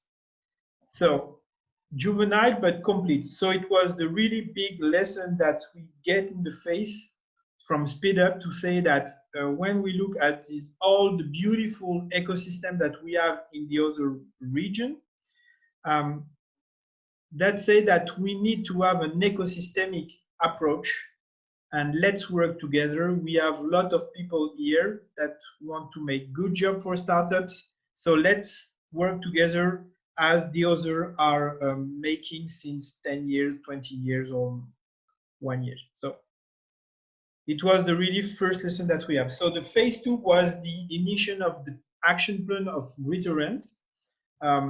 And the 4 action was really simple. The action was about Grand Reims startup. The second one was about to train the trainers. The action 3 was to make an open innovation in Grand Reims. And the last one was about the mom entrepreneurs. So I will just explain you really quickly what was these 4 action that we put in our report, and to explain you where we are now. So this first action, Grand Reims Startup, was a website that will connect entrepreneurs and promote Greater Reims as a city of entrepreneurship and innovation. So this is directly inspired from the 2 good practices from Startup Lisboa and Made of Lisboa. And it will be at the end an online platform with 3 main functionalities. First, to enhance the communication of Grand Reims on the innovation and the entrepreneurship field. Secondly, to help startups from Grand Reims to find meetup, to find partners, offices, and staff. Finally, to attract in Grand Reims startups from the other city of France, or from Paris, for example, or from abroad. So it was really the aim of this Action 1 Grand Reims Startup. The second one, so it was train the trainers. The aim is to have a better advisory services to startup and a better collaboration inside the Greater Reims ecosystem. So it's driven by 2 good practices, from topic 1, Tallinn Science Park, and from topic 2, Takeoff Antwerpen in Belgium. So these tools will permit to exchange on good practices on startup mentoring in order to be better and to train mutually on specific topic like fundraising, for example, to set up and update a private online directory of validated experts and mentors which are available in the region, and to have also an agenda that will permit to synchronize all the events of the ecosystem that could be called for startups, selection committees, and meetups. And also, finally, to launch a mutual CRM, customer relationship management, in order to provide an annual basis of the KPIs of the veterans on the startup ecosystem, to be able to, on annual basis, to explain how startups do we have, how many employees that they have, what is the number of fundraising, but to have metrics, to have really numbers to show if we go in the good direction or not. So it was the aim of the action to train the trainers. Third action, open innovation in France. So the aim of this action is to strengthen the links between private sectors, startups, business, and incubators. And it's really inspired from what our colleagues in Estonia did in Taltech. So the aim of this action is to link private sector to public research, incubator, and startup, to understand the need of the private sector in the field of R&D, and to stimulate partnership between startup and private company in order to have a better local economic system. So this action 3, this is simply by organizing a demo day in Greater Reims, and this action will really deepen the collaboration between all the stakeholders that I have talked previously. So it was the action 3. And the last one, but not the least, mom entrepreneurs. So this is a combination of services for mothers while they are creating or developing their own startups. This is strongly inspired from the good practice from Spazio Costanza in Italy. So to sum up, this action has 3 main objectives: to provide psychological support to this group of mom entrepreneurs, to organize peer-to-peer sessions in order to maximize best practice and cooperation, and also to set up a payment vouchers that will permit to set up activities more easily by paying cheaper the services that they need in order to set up their company. So it was our initial 4-point action plan.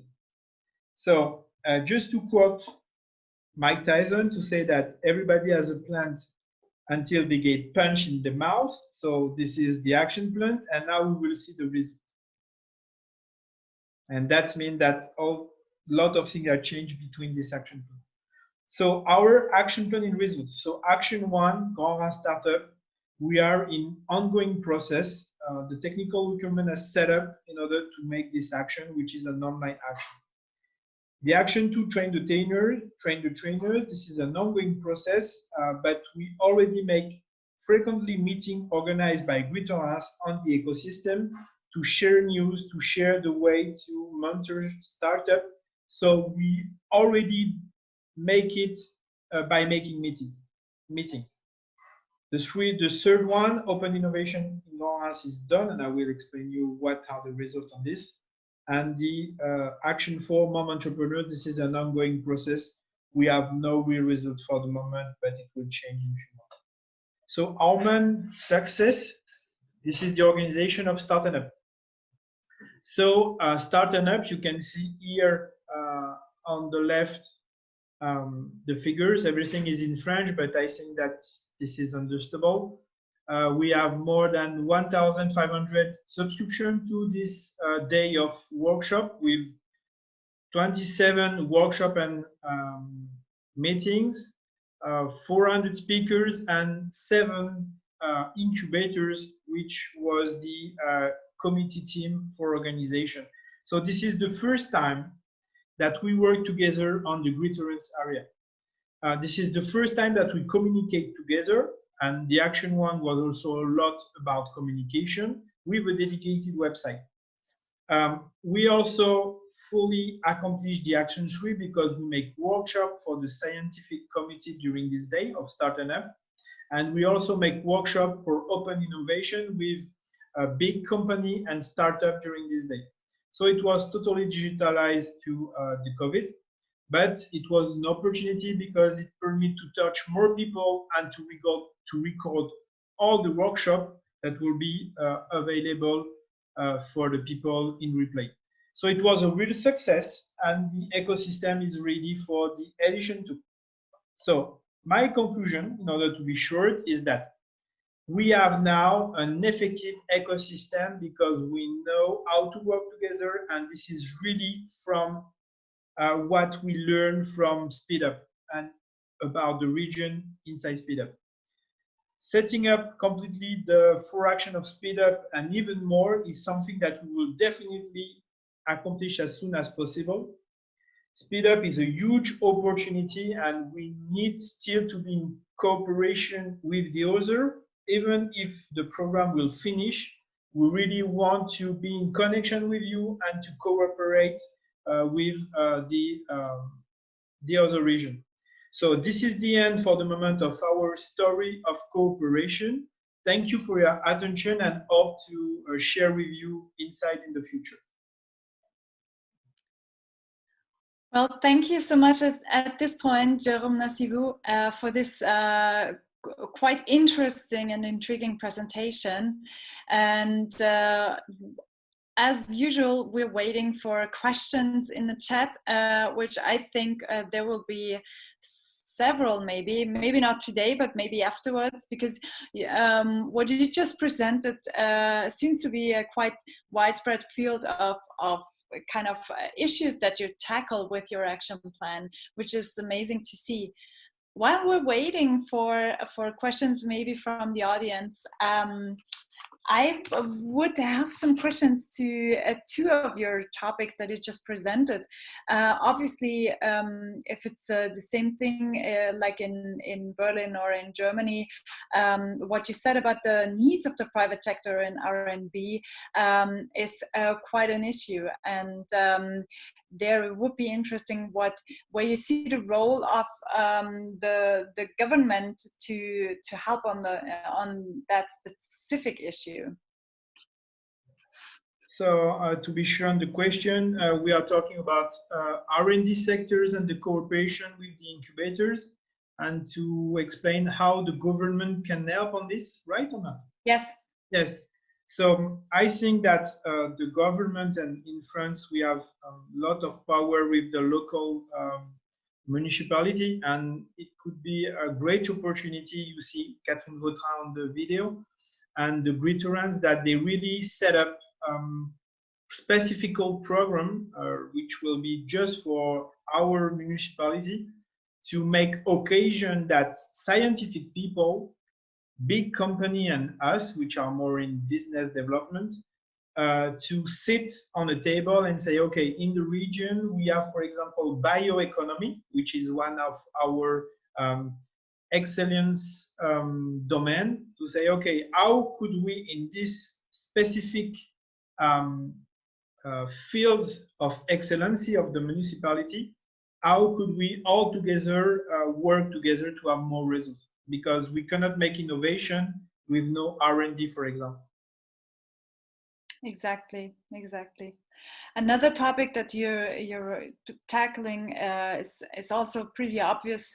We've heard it before in other presentations, women in entrepreneurship. And with the mom entrepreneurs, that is a very unique project that you started there. What do you think, how you could transfer this idea to other regions, to help other regions to really support mostly highly educated and competent women in entrepreneurship? I think that we are at the beginning of this project, and one fact which is really interesting is that we have batch of startups that we selection each 3 months. For this batch, we have more than the half of the startup which are led by women, and this is the first time. So I think that women are really more resilient when you have crisis. So I think that this is really the momentum to help more women, because they are taking more risk than the men when the period is really uncertain. And so I think that to give them the opportunity to meet them, to make peer review, and to provide them subsidies would be permit to this type of specific target to say, okay, we are really going to set up our startup and to go as further as we can. Well, thank you so much for that answer. Thank you. I'm looking again at the chat. At this point, there are At this moment, there are no further questions, but as usual, you will probably stay in contact, and we see applause and thumbs up. So thank you very much for the moment, Jérôme Nassibou. My pleasure. Thank you. Bye-bye. Bye-bye. Well, we continue our journey on the Speed Up project map and look even more south at Andalusia. Rosa Siles is the general manager of Andalusia Emprende. This organization of the Andalusian regional government has the aim to reinforce the economic activity in Andalusia by means of supporting the startup and development of small business, promotion of entrepreneurial culture, as well as the enhancement of employability in preparation for today's event. We spoke with her in an interview. So this is Rosa Siles, General Manager of Andalusia Emprende.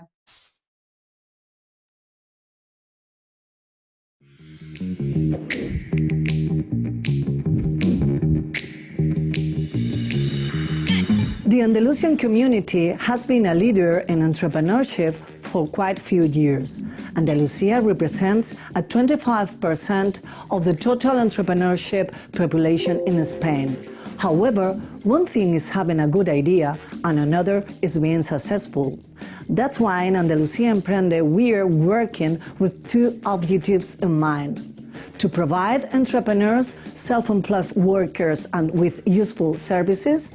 I mean services that really meet their customer needs as a key to helping develop their businesses ideas.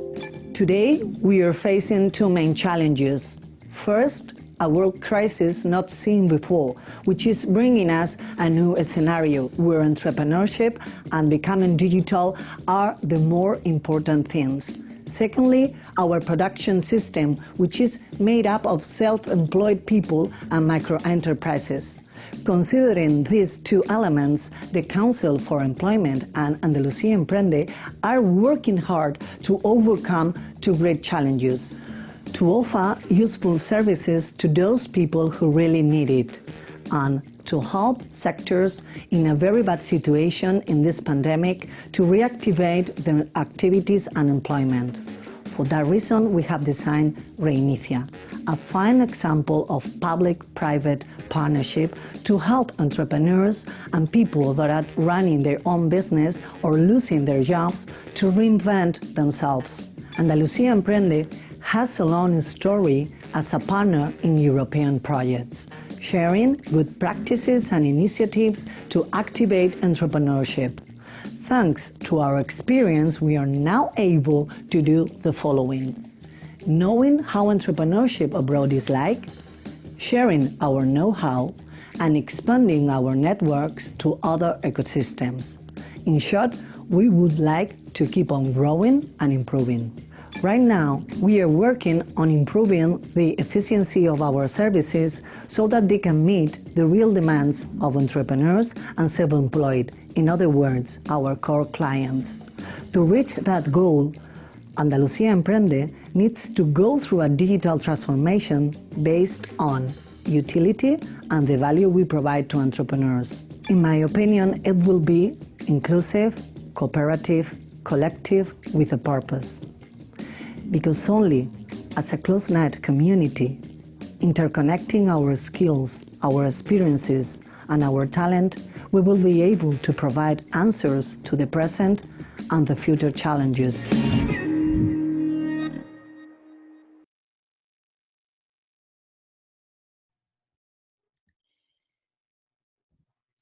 Well, after this intriguing insight and Andalusia's perspective at an interconnected European entrepreneur community, we will take a closer look at the region's action plan that has been developed by Seville's Chamber of Commerce, along with the Andalusian regional government, and is targeting, first, the strengthening of the entrepreneurial ecosystem, second, to support the support of entrepreneurship at the universities, and third, the support of the growth of innovative companies.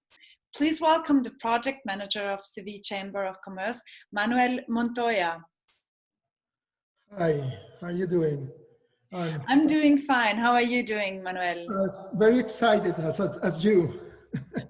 Yes, as we are. You're right. We're excited to see your presentation or hear your presentation. I'm happy that this is over. Well, and as usual, please to the audience, please leave your questions in the chat. If you have some, please leave them in the chat. Great, you're good to start, Mr. Montoya. Okay, I will share my screen. I think you can see it now, right there. You can see the presentation. Perfect. Okay. Perfect. The objective of this presentation is to share with you the impact that the Speed Up project have in our region, especially in the metropolitan area of Sevilla. And I will try to show you how was the situation before the project, the change that happens during the project, the challenge that we have to overcome, and of course the next steps, because this is impact of the Speed Up in our region is not only during the duration of the project, but this goes beyond the life of the Speed Up. So first, to give you a context, Sevilla is Andalusia region is a large region. It's the equivalent to Austria, more or less.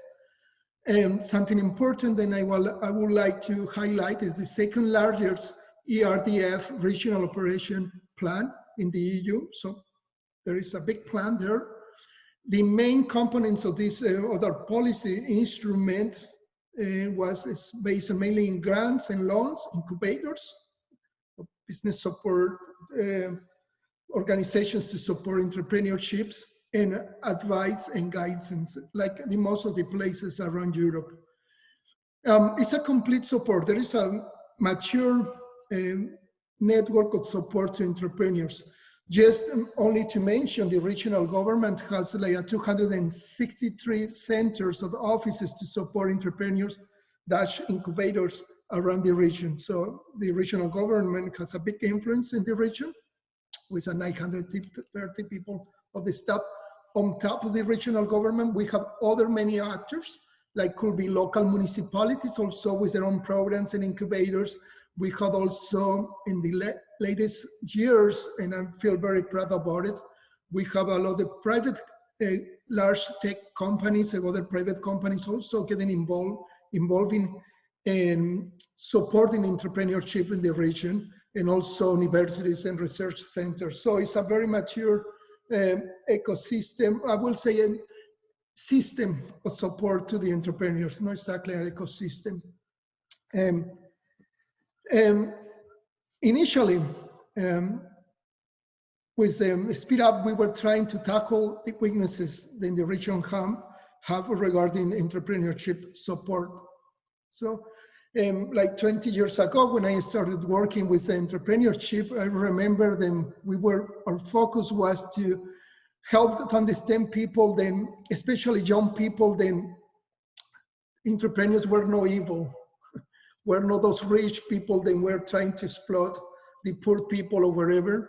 And then we were trying to help people to understand that to be entrepreneur was a very good option.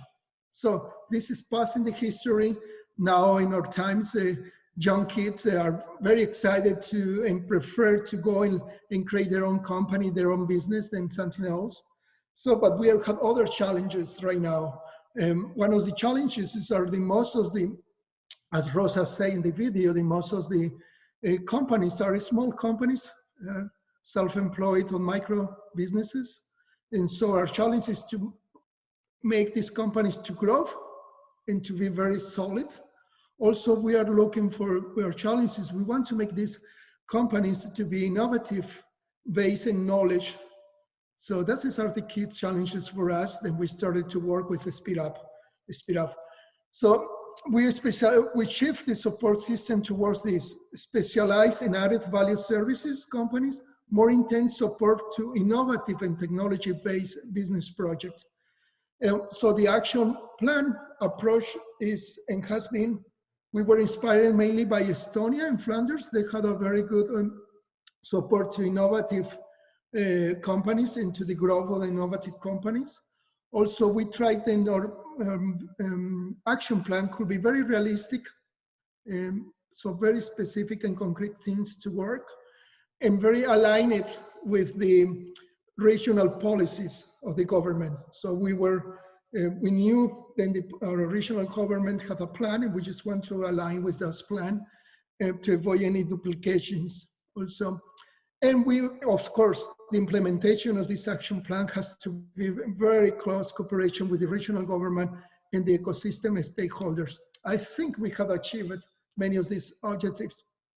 And just the roadmap is, first, our idea is to strengthen the entrepreneurial ecosystem. There was a lot of system in support. There is a lot of systems. There is a strong system in support entrepreneurship, but we are not close as an ecosystem, and so we could improve that. And then having this strong ecosystem also generate more knowledge-based companies able to innovate and to provide tailored support for growth potential. This is the roadmap that we set for this action plan. So the three main activities or actions included in this action plan, as Anna said, is to strengthen the entrepreneurial ecosystem, deployment of instruments to support university entrepreneurship in order to generate more knowledge-based companies. Also, and the most important, to improve the instruments to support the growth of innovative companies. So first, the first one, I just want to show you some pictures and that's ideas because people are here are the most important. I think we have achieved this goal.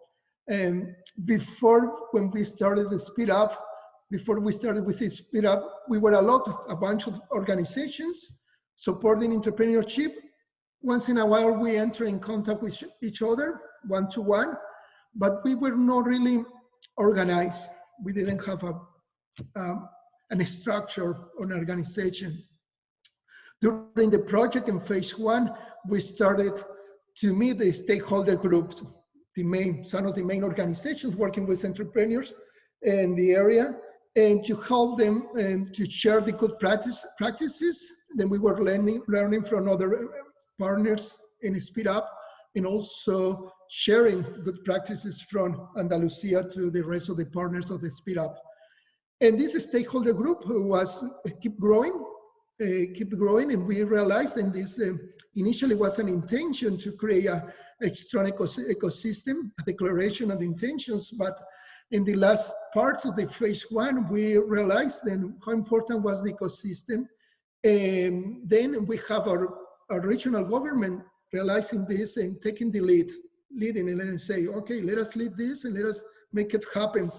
So at the end, we have over 25 organizations right now. We meet every 6 months, of course, digitally in the last months.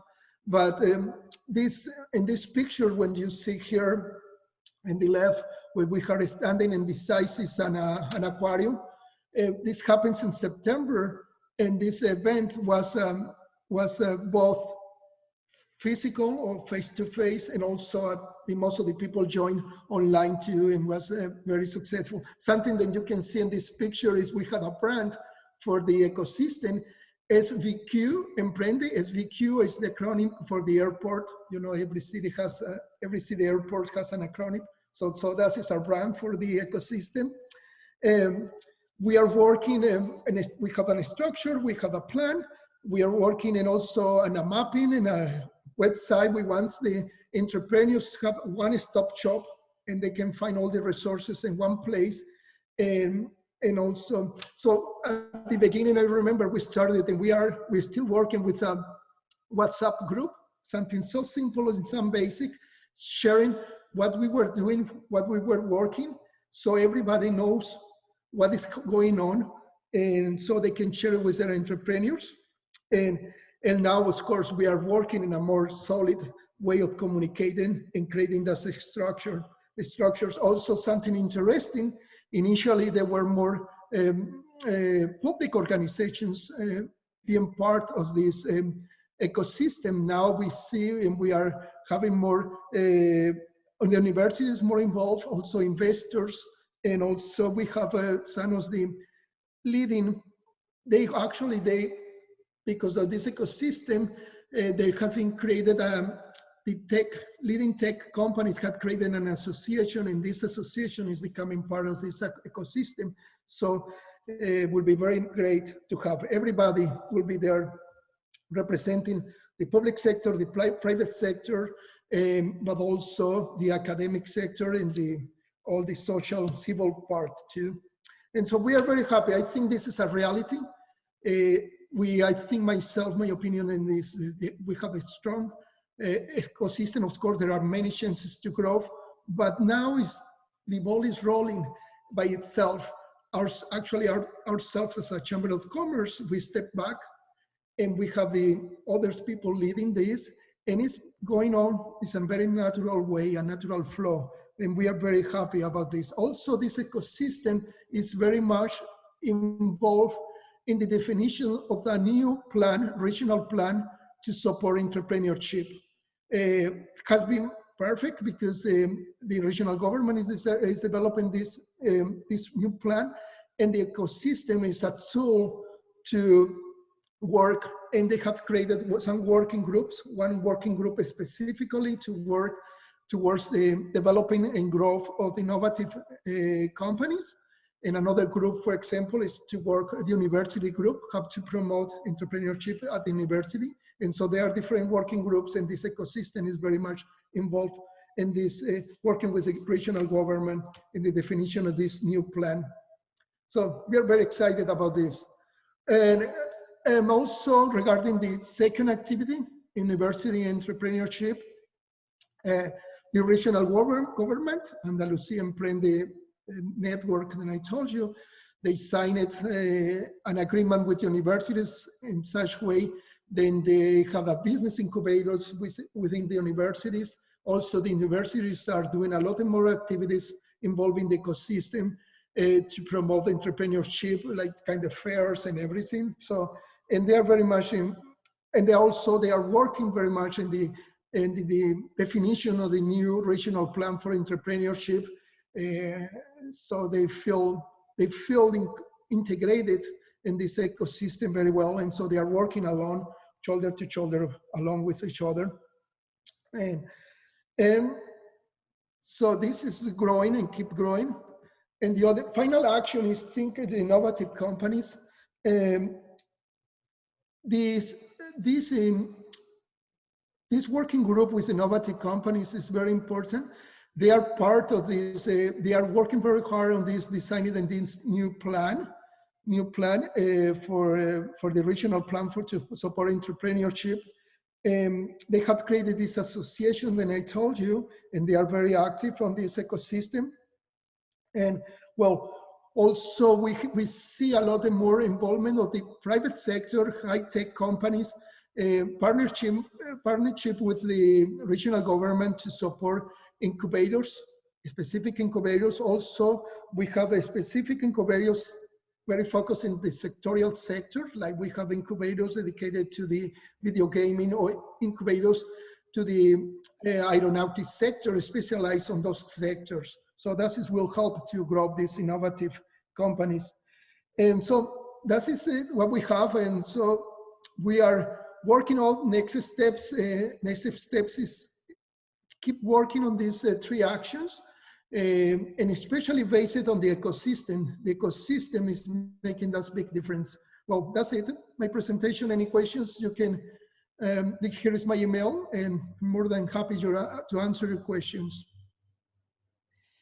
Well, thank you so much, Mr. Montoya, for this presentation. We already see the clapping hands and thumbs up, because it was truly inspiring and intriguing what you just told us about your region. And telling, while we're waiting for questions, maybe here in the chat, I sensed some, not only some kind of like satisfaction or pride when you talked about the ecosystem, but I think one could easily tell that you were very happy about what you've achieved together, especially with such small tools like using WhatsApp, being connected, meeting every 6 months. And I think maybe that shows the importance of human connection, because obviously, aside from all the efforts and all the all the business figures that we're dealing with, it's still all about people. And it seems that this made a huge difference, that you brought the people together, because it seemed to have flourished the ecosystem. What do you think how this will impact the economy in general, that there is this new kind of flourishing ecosystem? How could that spill over in the future, and maybe how could other regions implement that? Yes, before working with this ecosystem, first we meet every 2 months so far, and so we are very active, very well connected. I remember before, as I think Veronica said, happens the same here, we were kind of competing to each other. Yes. We are duplicating efforts. The same day, the same kind of type of activities. Now this work is better coordinated. So the impact and the solutions that we offer to the entrepreneurs, to the potential entrepreneurs, is more efficient because we are coordinated. And also, it's more planified. We are working in the same line. We know what we want to do and what we want to achieve. But all this is based on people. People are just willing to connect to each other, organizations behind, but people are willing to share, connect, and cooperate and collaborate.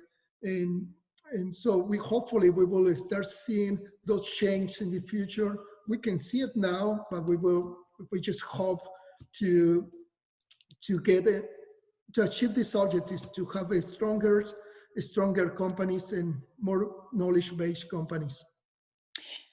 Well, fingers crossed, because it seems to be a very, very promising start. And also, after hearing your answer, it sounds like you just implemented some new work techniques like agile transformation on the process of an entrepreneurial ecosystem, like coordinating the actions better and breaking up the silos. So this could also be understood as learning from maybe from startups for the ecosystem. May that be right? Yes, and we really believe that small things build big things. And we started very small with a Speed Up, just sharing good experiences, and we're learning in Speed Up, and also inviting local stakeholders to participate in the meetings of this Speed Up.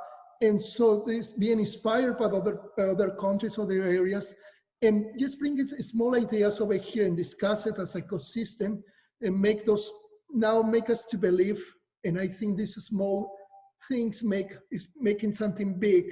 Then we are very proud of it. Myself, I feel very proud. It's something that I have been looking forward for many years, and now we can see it as a reality. Of course, there is a lot to grow. There is a lot to grow, and we hope to achieve all these objectives in the next years. Well, congratulations. I think you can be truly proud, and fingers crossed that this will grow even further. Thank you at this point, Mr. Montoya, and keep on the good work. Thank you so much. It's a pleasure, and thanks to all the partners in Speed Up that inspire us with many of their good practices. Thank you. There is more thumbs up and applause, and with that note, we will take a short break, because obviously we also need to need some breath of fresh air. So we will take another short break, and we will be back at 1 p.m. Okay, so at 1 p.m., take your time, and at 1 p.m. We will be back. Well, this is a nice alarm that we're hearing now. I hear some church bells ring from someone. This is an amazing sign to end the break. I hope you're all back. I hope you had a great break. And with that said, of course, we want to know more about 2 more regions within the Speed Up project. Welcome back to the Speed Up Final Conference, and we will continue our journey through the Speed Up map and head north and enter Estonia. The head of Startup Estonia, Eve Peterson, gave us an interview. See for yourselves.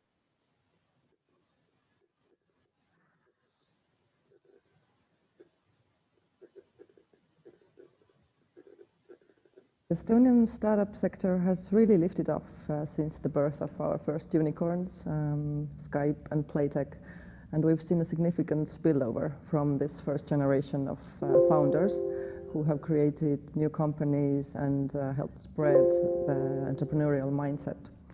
So now, since a few years ago, the startup sector has grown around 30% each year. There is enough early stage capital for startups, and there are a few very successful and impactful incubators and accelerators. So we have laid, I think, a very good foundation for the growth of the sector for the next coming years as well. And I think this will really pave the way to a more prosperous and independent and let's say, entrepreneurial-minded future economy.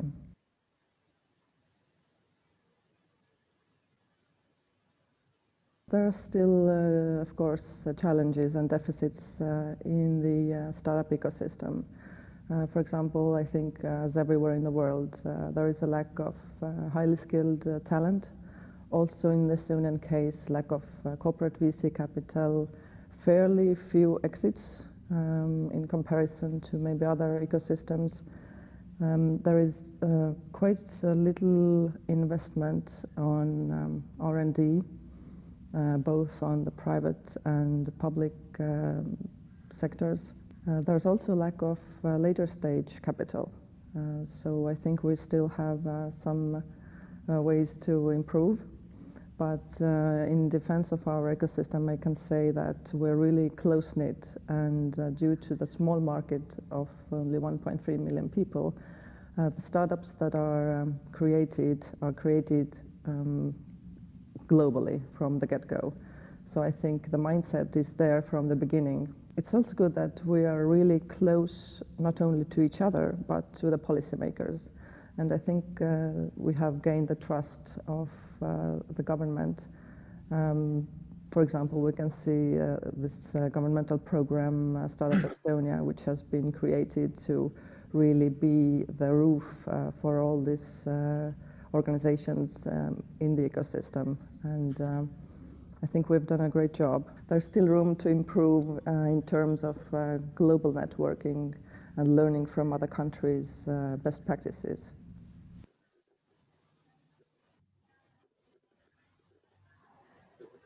Globalization is one of the main factors if we consider the continued growth of any ecosystem. So I think projects like Speed Up is a good example of how ecosystems can come together, talk to each other, learn from each other, and share information.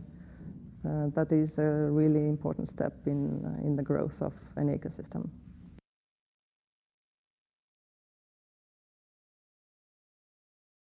Really important tool that we have developed is the startup database. The database gives us the data to talk about how the sector is doing, the sector insights, to really see what the trends are. This database can be used by the public sector as well as VCs, as well as everybody in the ecosystem who is interested in how the sector is doing. Based on this database information, we also provide statistics quarterly and biannually, giving a better insight into the startup sector.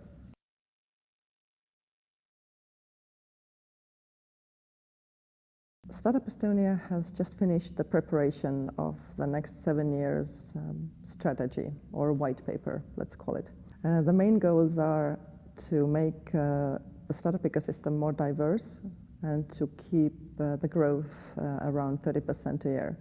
I hope that maybe in the next 5 years we've doubled the size of our startup sector and that we have more investments in R&D, that we have more cooperation between scientists, academia in general, and economy, that we will not just increase the number of startups, but that we really concentrate on the quality of the startups and the quality of the support organizations, that we develop the high-tech companies, that we do more science commercialization, so that we can create higher value companies that really bring in the next unicorns and bring in the next great exits.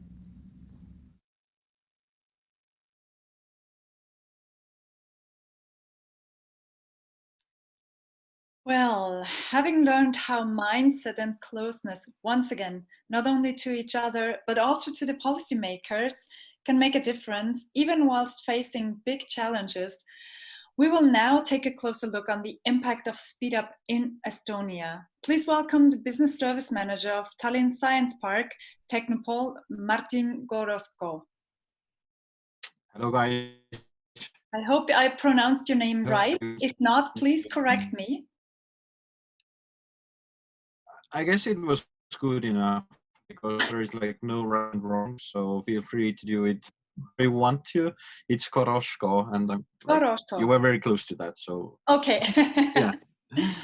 Well, thank okay, you. so it's excellent to be here because it has been quite a long and astonishing ride. Like I have get a lot of acquaintances and know everybody new in the networks, and it has helped me a lot personally as well. But in terms of how we have implemented the best practices in Estonia and what we have learned out of that, I guess Eva in the previous interview made that pretty much clear, but I just want to elaborate and go maybe over some points.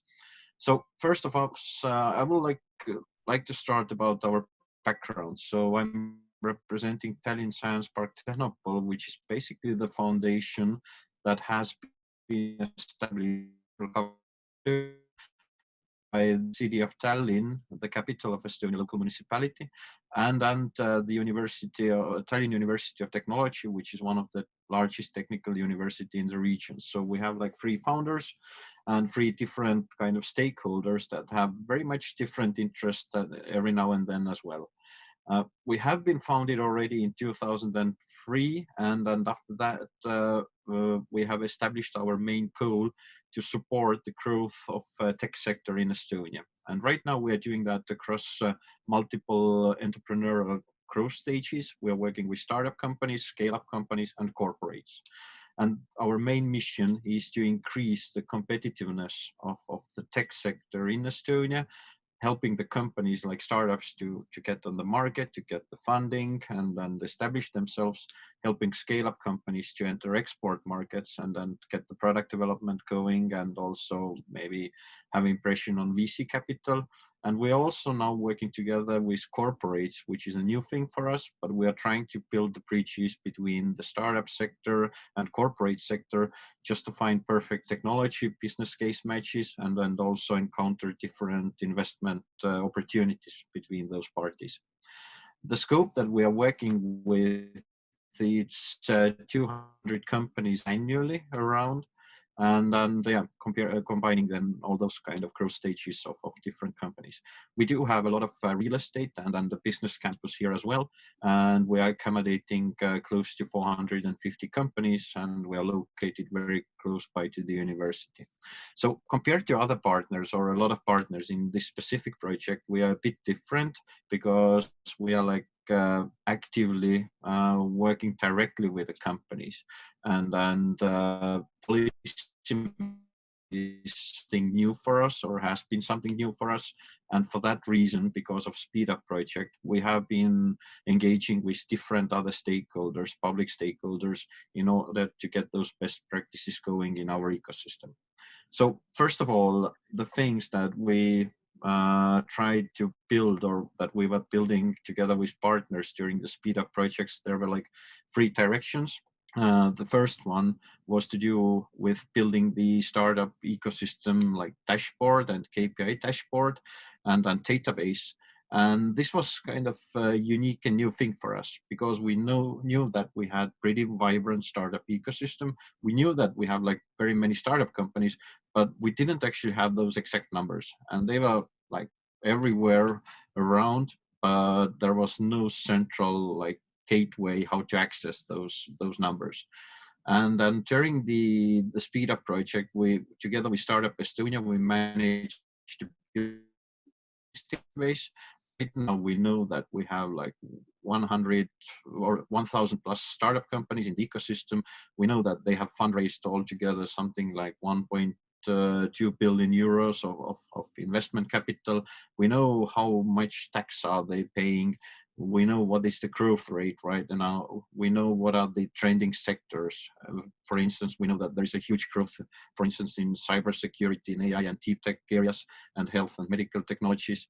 And knowing that helped us to build a better strategy for the future as well, that Eva mentioned, building up the white paper for the next 7 years. And we tried to sustain the 30% growth rate across the ecosystem through different KPIs. And this is now something that we can directly measure, and we can immediately like direct our investments and see the impact right away as well. So it has been quite a useful thing for us.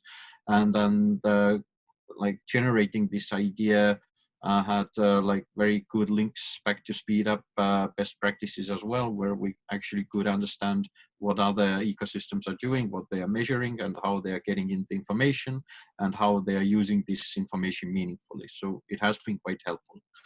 The second project that we tried to initiate was to do with soft landing and building a soft program for migrant founders.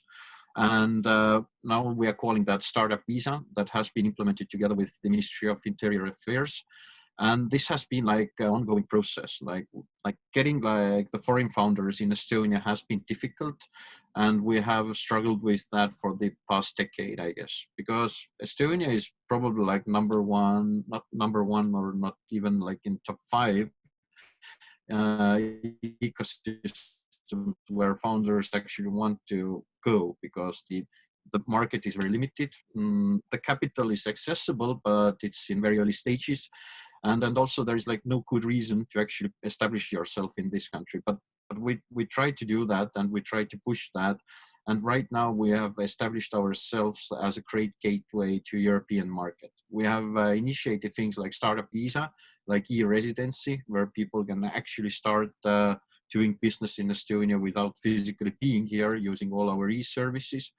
And then after that, when we have like established that in pilot phases, we have seen more than 2,500 applications from foreign founders that want to be here and establish here. Right now, we have accepted around 200 to 300 startup companies, and last year they made the turnover of 20 million euros, which is quite astonishing for a small ecosystem like us. And a lot of jobs created by the foreign founders, and then a lot of taxes paid as well. And then for the future, as we already like now know how the funnel works, then we have established pretty awesome metrics for return of the investment. So we are kind of measuring like the impact of the foreign founders for the ecosystem in general. And this is something we try to sustain and then build further as well. And I must say that we are just in the very beginning of really opening up the full potential of those measures. The third project that we implemented was to do with our own services, more with our services, and we wanted to strengthen the financial sustainability of our incubation program. And for that reason, we wanted to build an investment fund on top of our services when we work with startup companies. As we are the foundation and we have 3 different founders, then establishing a fund in the foundation has been very challenging for us. But I'm glad to say that we have initiated the first step, and then we are only working now with startup companies based on equity model.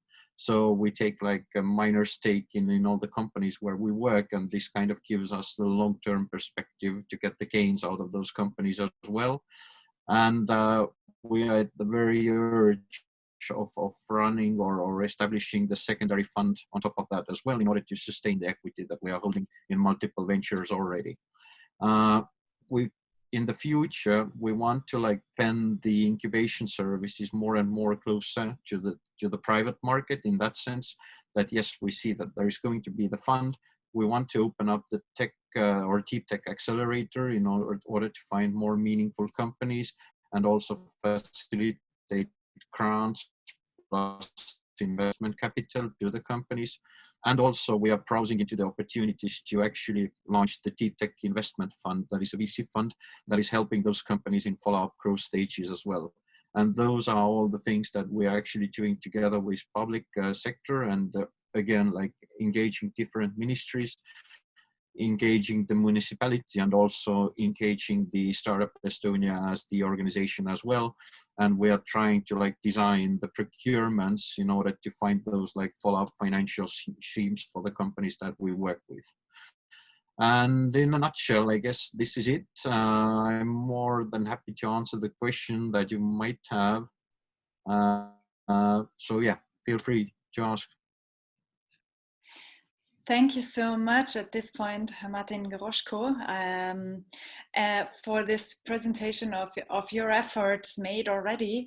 This is, again, the invitation to the audience to post your questions in the chat, and we can read it and ask Mr. Goroshko for an answer. While we're waiting for questions in the chat, I think it's very interesting on how many levels you're tackling the issues and how you try to overcome challenges. One thing that you, or also that Ms. Peterson mentioned, was the trust of the government. And obviously, as we heard before, the matchmaking between the private and the public sector is crucial to support the entrepreneurial ecosystem. Whilst you have already gained the trust of the government, maybe you could give us some insight in typical maybe misconceptions, or how to gain the trust. What might not be noticed, but is maybe very important to have a good matchmaking and a good cooperation. Yeah, I think there are like only a few keywords to elaborate here. So it's consistency. So you need to like be there like all the time, because governments are run by different like political parties, and the focuses might like be in very many different like aspects there. In our case, what is good is that we have like very good communication set up already with the public sector. So it's very easy for us to open the doors, to present our views, and present the insights to the strategies. And this kind of gives us the opportunity to pen those decisions that are made in the future, beneficial for us and for the ecosystem as well. But despite this fact, you still need to be out there like all the time. You need to like do a lot of lobby work across like different layers of the ministries, and also working together with the municipalities and universities as well. And it takes time and effort, but I guess it helps a lot if you have like the grand vision, or you know what is expected by the private sector, by the companies. You know what's expected by startups, by scale-ups, what the corporates are expecting, and you can kind of operate as the representative body for them in order to make those decisions happen.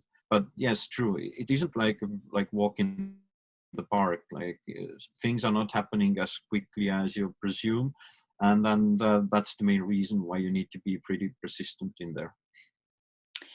Well, thank you so much. It seems like aside from the access to the numbers that you're gaining now by building this startup database, you also have some good access to perspectives, which seems to be very important too for the matchmaking, to know about the perspectives of all the relevant players to really come together and find each other's needs and meet there.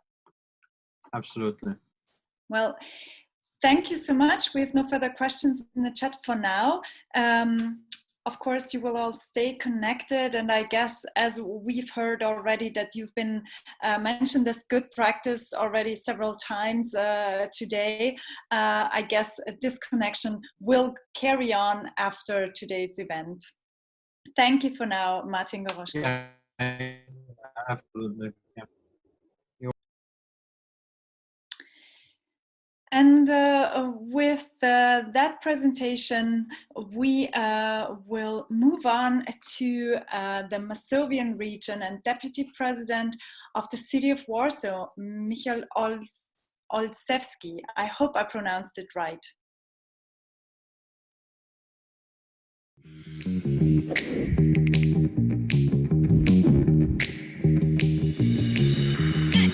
Definitely Warsaw is the biggest and the most remarkable entrepreneurial and academia center in Central and Eastern Europe.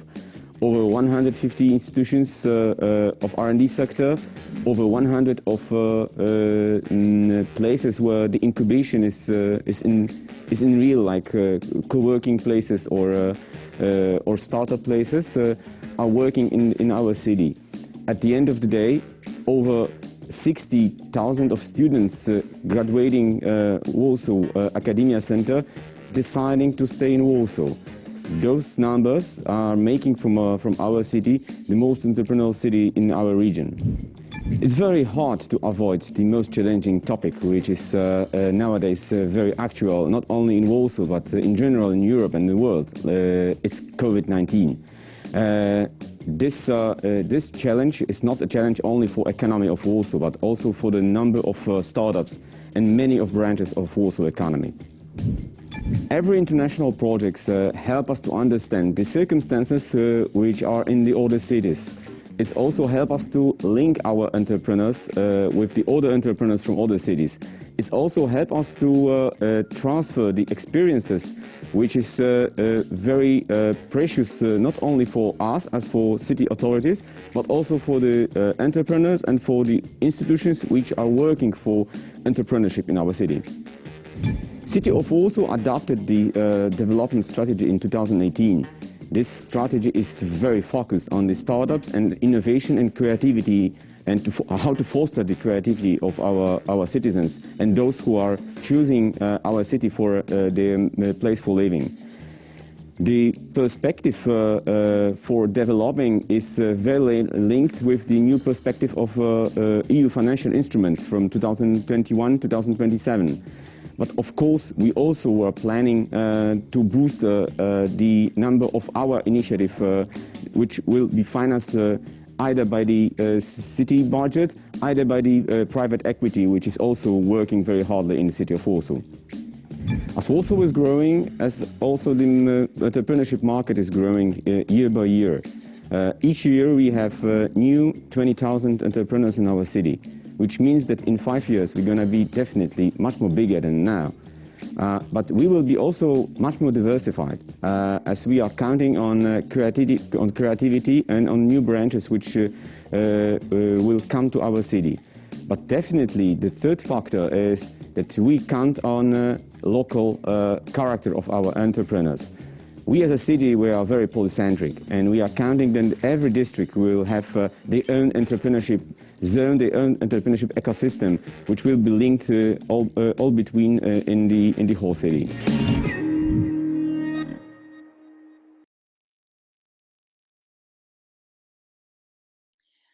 Wonderful. After this insightful overview, we will focus on MSOD, a project that is being implemented as an action within the Regional Action Plan. Please welcome the manager at the Regional Innovation System Department with the Management Board of the Masovian region, Mrs. Sylvia Stark.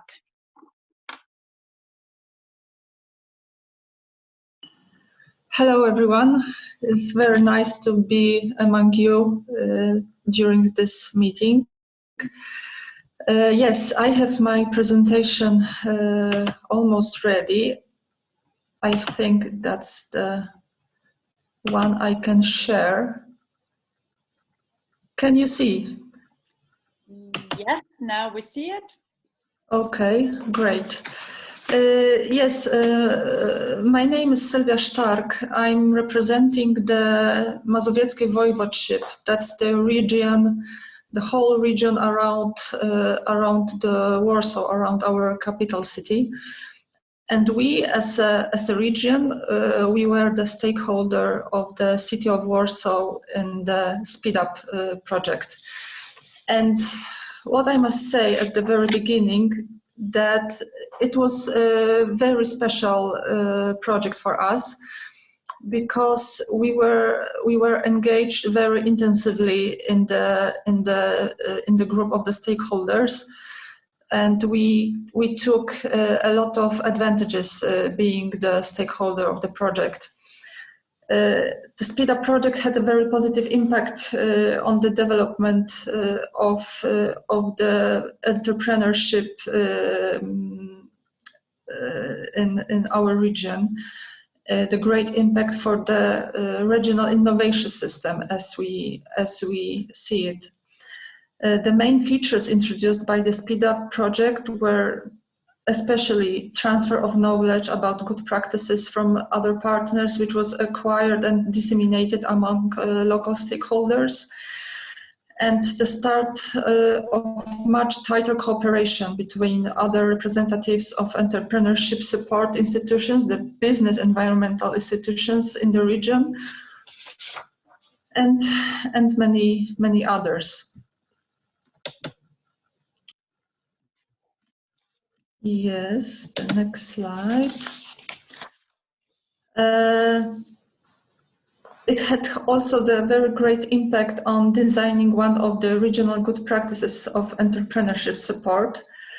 We took the good example from the good practice from Lisbon, and one of our activities in our project that the Mazowieckie Voivodeship is providing is our project is called MSODI, and it's about modeling the offer of system offering for innovation. And thanks to the Speed Up experience from Lisbon, we could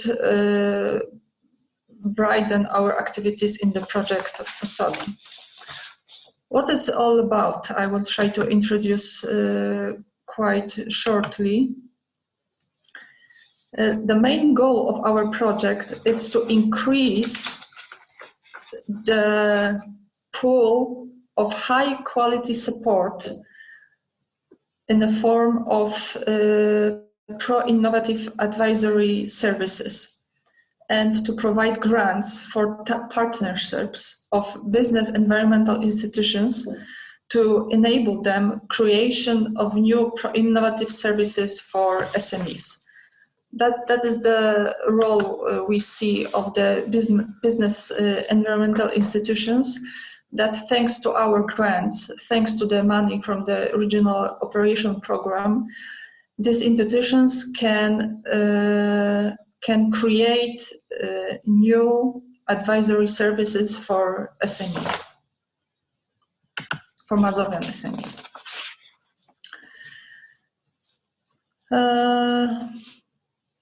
The project also, what is the most important thing, that's the mapping base.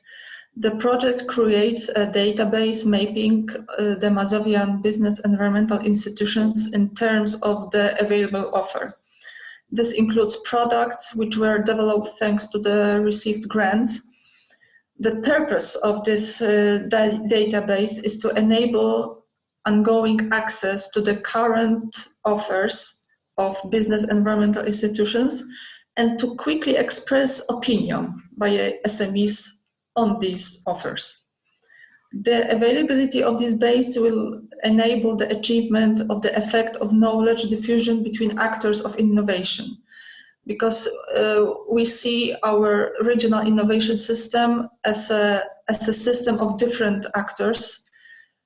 These are entrepreneurs, these are scientists, science institutions, these are local and sub-regional administration and governments representing different self-governments in our region. And this is the way to better adapt to changing market conditions and more precise analysis of customer needs.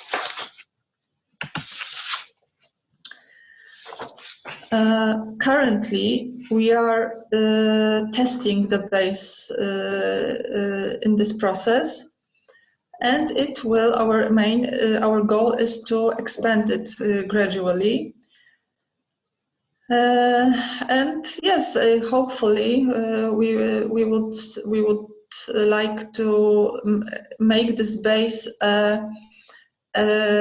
a current tool for us, for SMEs, for other business environmental institutions, also to engage other institutions in Mazovia region to be present in this database. Hopefully it works, and it will work, and we are trying our best to make it hopefully the most useful as it's possible. So that would be all from my side. Thank you very much once again for Warsaw, for the city of Warsaw, and the project manager that has engaged the Mazovian region as a stakeholder to this project. Thank you so much for your presentation, Mrs. Stark. Of course, as usual, I invite the audience to post their questions in the chat if you have questions. While we're waiting, I'd be interested in to what degree did the involvement in the local stakeholder group of Speed Up project trigger the activities undertaken with the Masori project? Yes, the Mazowieckie Voivodeship participates in initiatives and projects that are to influence the development of the innovation ecosystem, including its participants, to build cooperation between them in the area.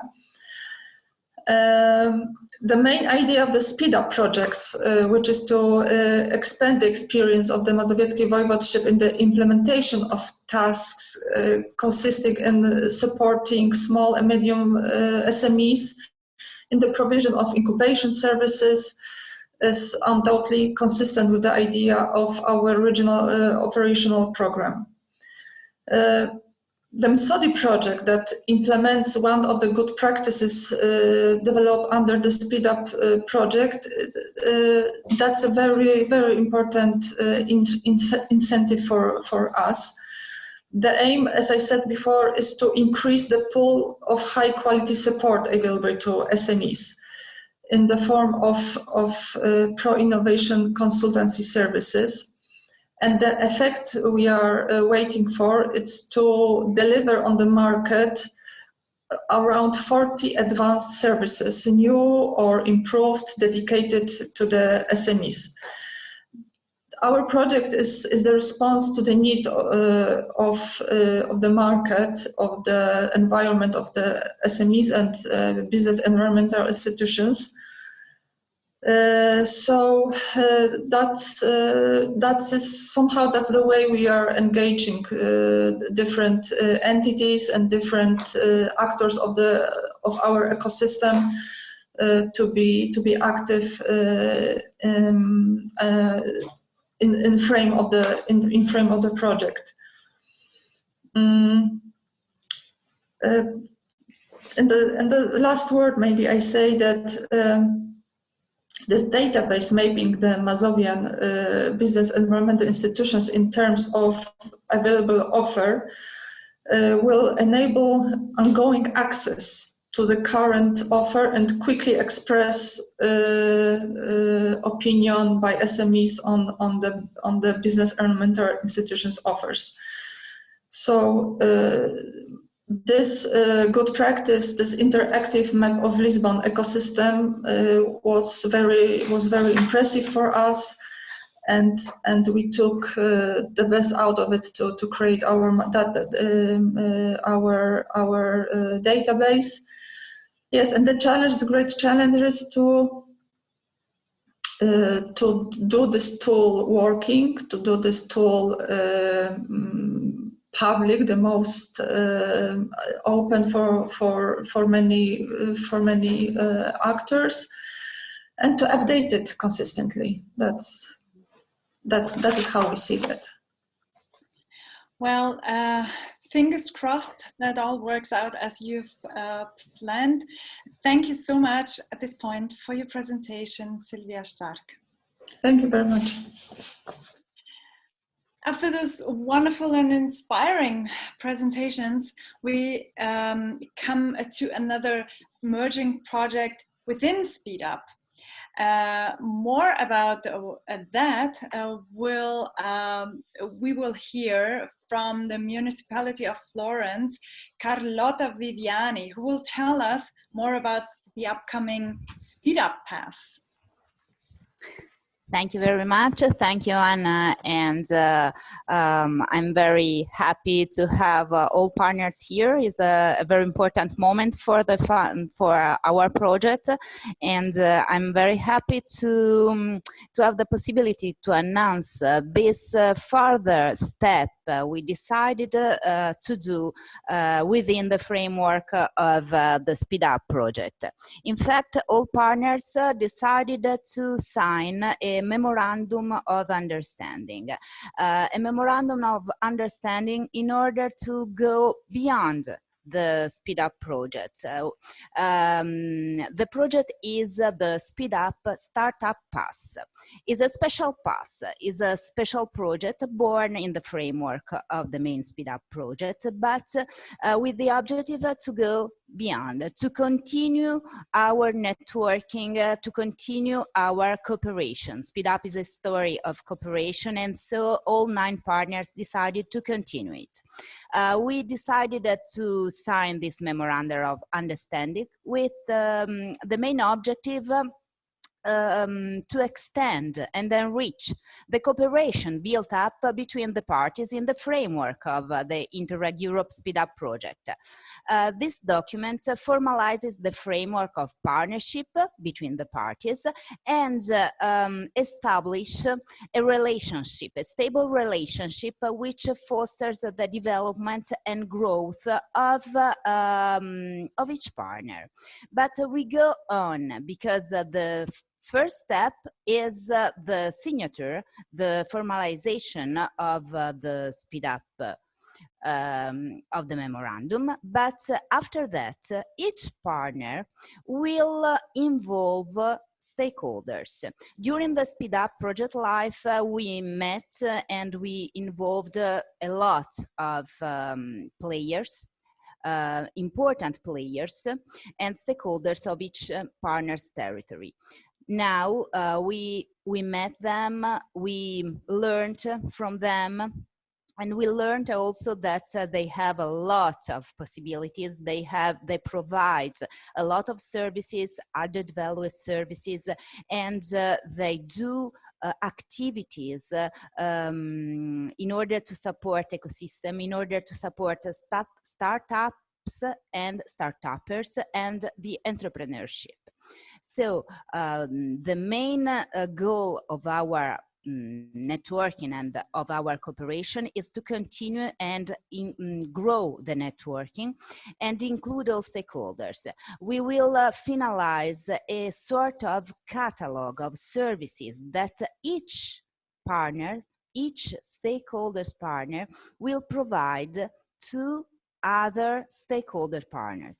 So we will have an international catalog of services, premises, facilities that all startups could profit of it. And so now is difficult to speak about travels, to speak about period of study abroad, but I'm thinking about also on online seminars, added value services that each partner could provide in a virtual way at the beginning. And then we will begin again to travel, and we will begin again to exchange our experiences.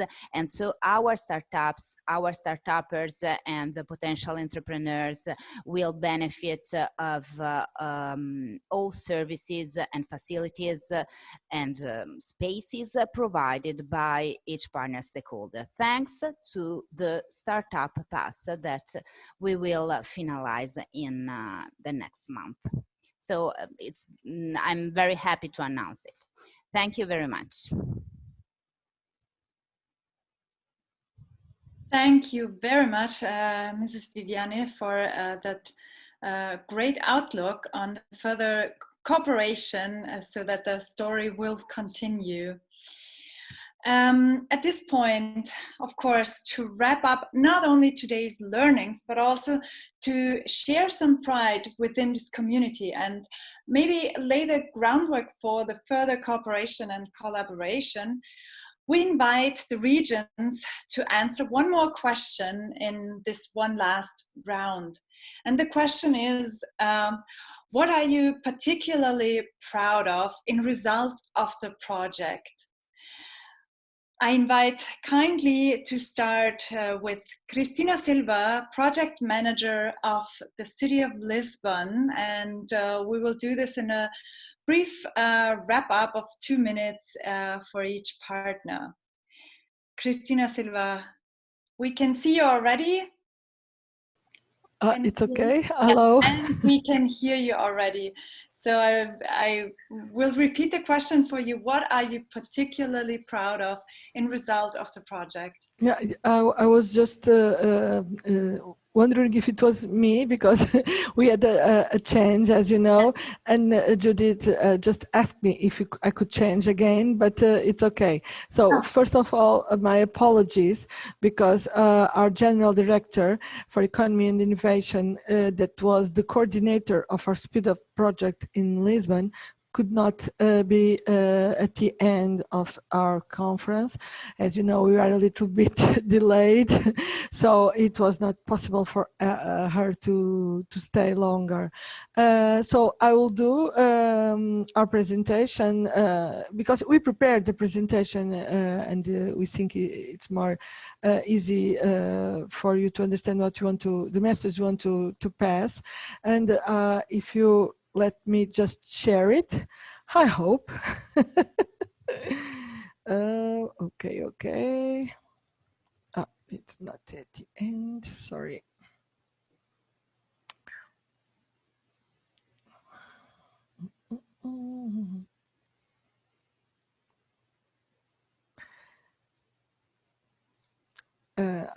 Let's hope you can see it. If not, I'll do it otherwise, but I didn't want to take longer, but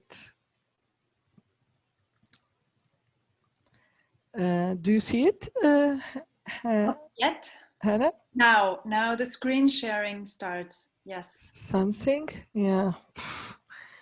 My connection is not so good because I had to vamos ver. Let's hope not yet. No. Now we see the presentation. Yeah, you can see it? Okay. Yes. Now I don't know what I did because I'm not seeing you, but we hear you and we see you and we can see. Okay, you can see. Oh, okay. It's everything okay for me now. My connection is not so good. So, answering the question, what are you particularly proud of in result of Speed Up? We want to share you that it was really a pleasure and it was really enlightening and useful for us, all the project and the process that we had with all the partners. We didn't add big expectations about the project. It was our first time in an Interreg project.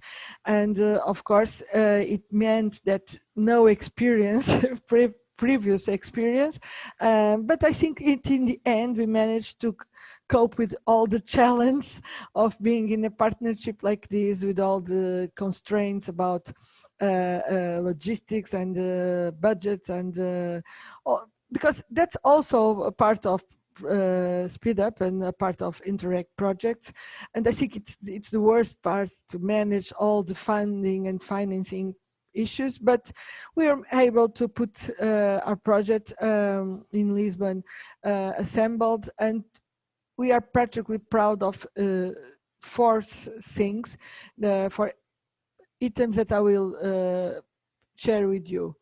So what we really value, it was, of course, the exchange of good practices. The first thing we have to be proud of. I think that every city is proud of this, but of course for us it was really, really unexpected that all partners, almost all partners, choose one project in Lisbon, namely Made of Lisboa, our digital platform. Of course, that we are really proud of that also, but we didn't expect that could inspire so much your projects in the other cities.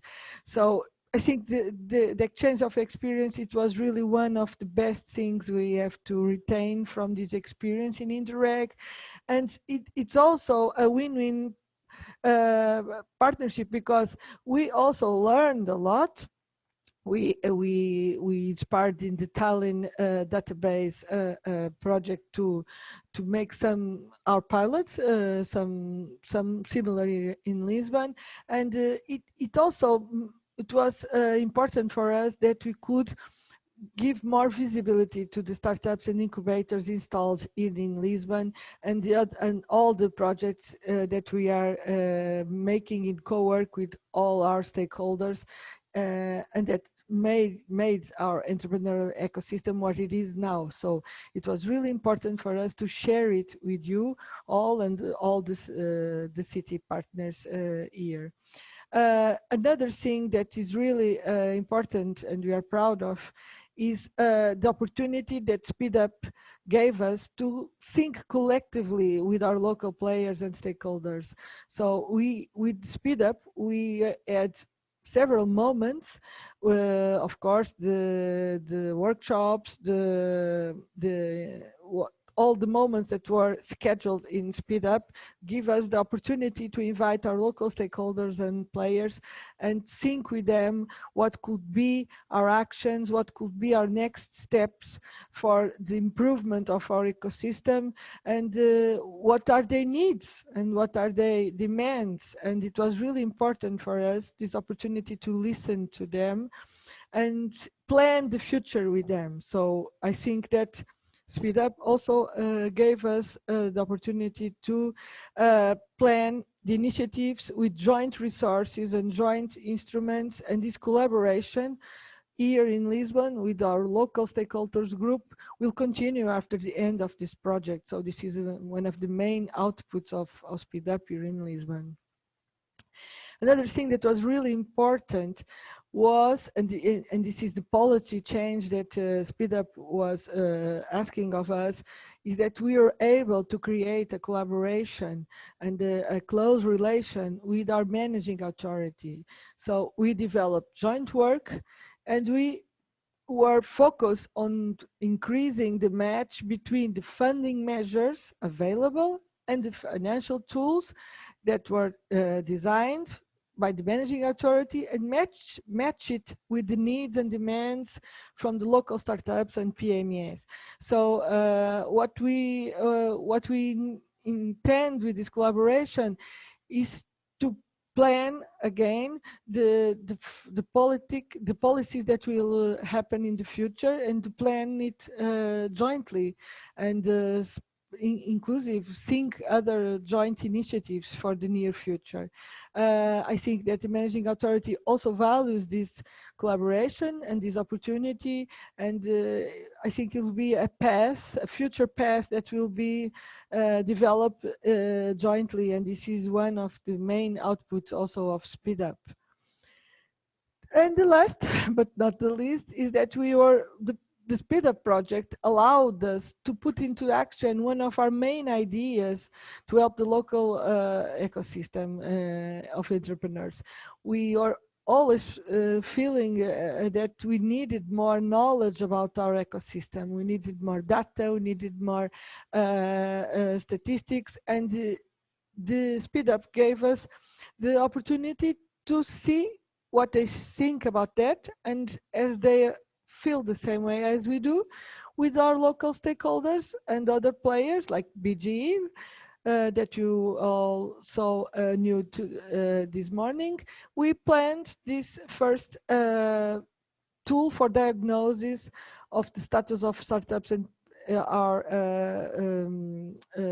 business installed in Lisbon. So this tool is designed.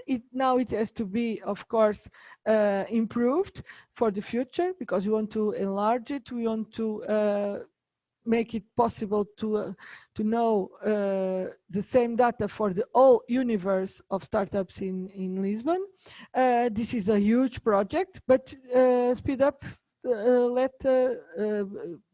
allowed us to start the first steps. So we are now in baby steps developing our pilot, and I think that in the future we will have useful data and information to develop local public policies and regional measures, and this is one of the main outputs also of our participation in SpeedUp. So we think we have lots of things to be proud of in this project, and it was really a pleasure to know you all and to work with all these cities and ecosystems. And we think that in the future with the SpeedUp Pass, it will be a collaboration will not stop. So it will be a future collaboration. Thank you all. Thank you so much, Mrs. Da Silva, for sharing these things with us again. And I've seen a thumbs up and applause in the audience. Thank you so much. We will continue this wrap-up round with Marco Buchta from the Ministry of Finance and Europe and Interreg Europe coordinator in Brandenburg.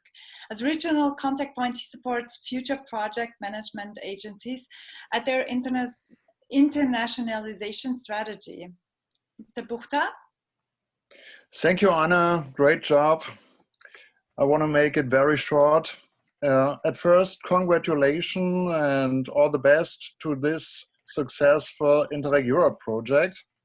In these terrible kind of times, we look from the program management side for those projects who shows us that it works, that Interreg Europe works.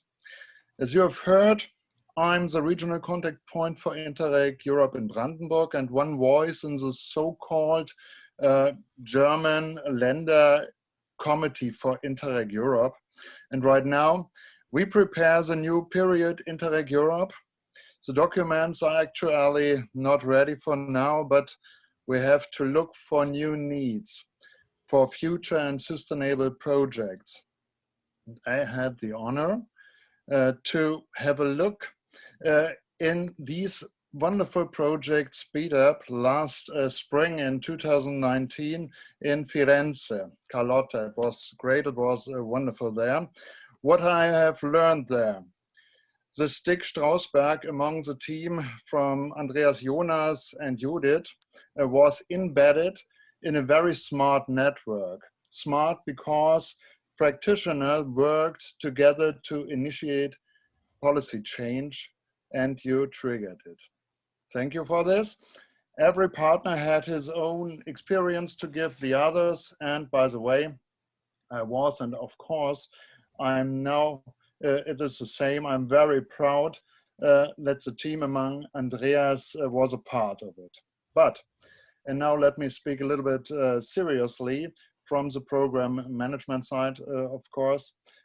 Speed Up is a very successful project with this strong network we have heard today. Please take your time and think really for an overtime. Come back, make sure to come back in the new Interreg Europe and with Speed Up 2.0. And I hope for other circumstances, not with coronavirus and such things, perhaps we can have a dinner at the marvelous Lake Straußsee in Strausberg, and I can invite you to Potsdam as well. So, hugs for all, especially to Judith. Stay healthy, and we see us again. Many thanks from Brandenburg to you. Thank you so much for the kind invitation, and I see clapping hands and thumbs up in the audience, so I think it is well received. Thank you so much. We continue our wrap-up round with the region Grand Reims and Lucie Junet, Head of European Affairs. Lucie. Yes. Hello. Yes, there you are. Well, I will be brief. Well, I've joined the project just 2 years before the end, but I am particularly proud to have been able to show you the beauty of our sparkling city of Reims, but more seriously, to see how Speed Up has triggered a tremendous dynamic of cooperation between the local stakeholders. Thanks to Speed Up, the local actors have realized they were part of a territorial startup ecosystem. And although our ecosystem was not as mature as other partners maybe, I think we can say that since 2016 we have grown a lot, and the good practices shared among partners have helped greatly. And besides, obviously, the human experience and people networking are an amazing outcome of the project. And I strongly hope that the Speed Up Startup Pass will prove that over time. And finally, well, I would like to thank, to take the occasion to thank each partner for cooperating, and also a special thank to the team from Florence for having done a great job as a project coordinator. Thank you very much.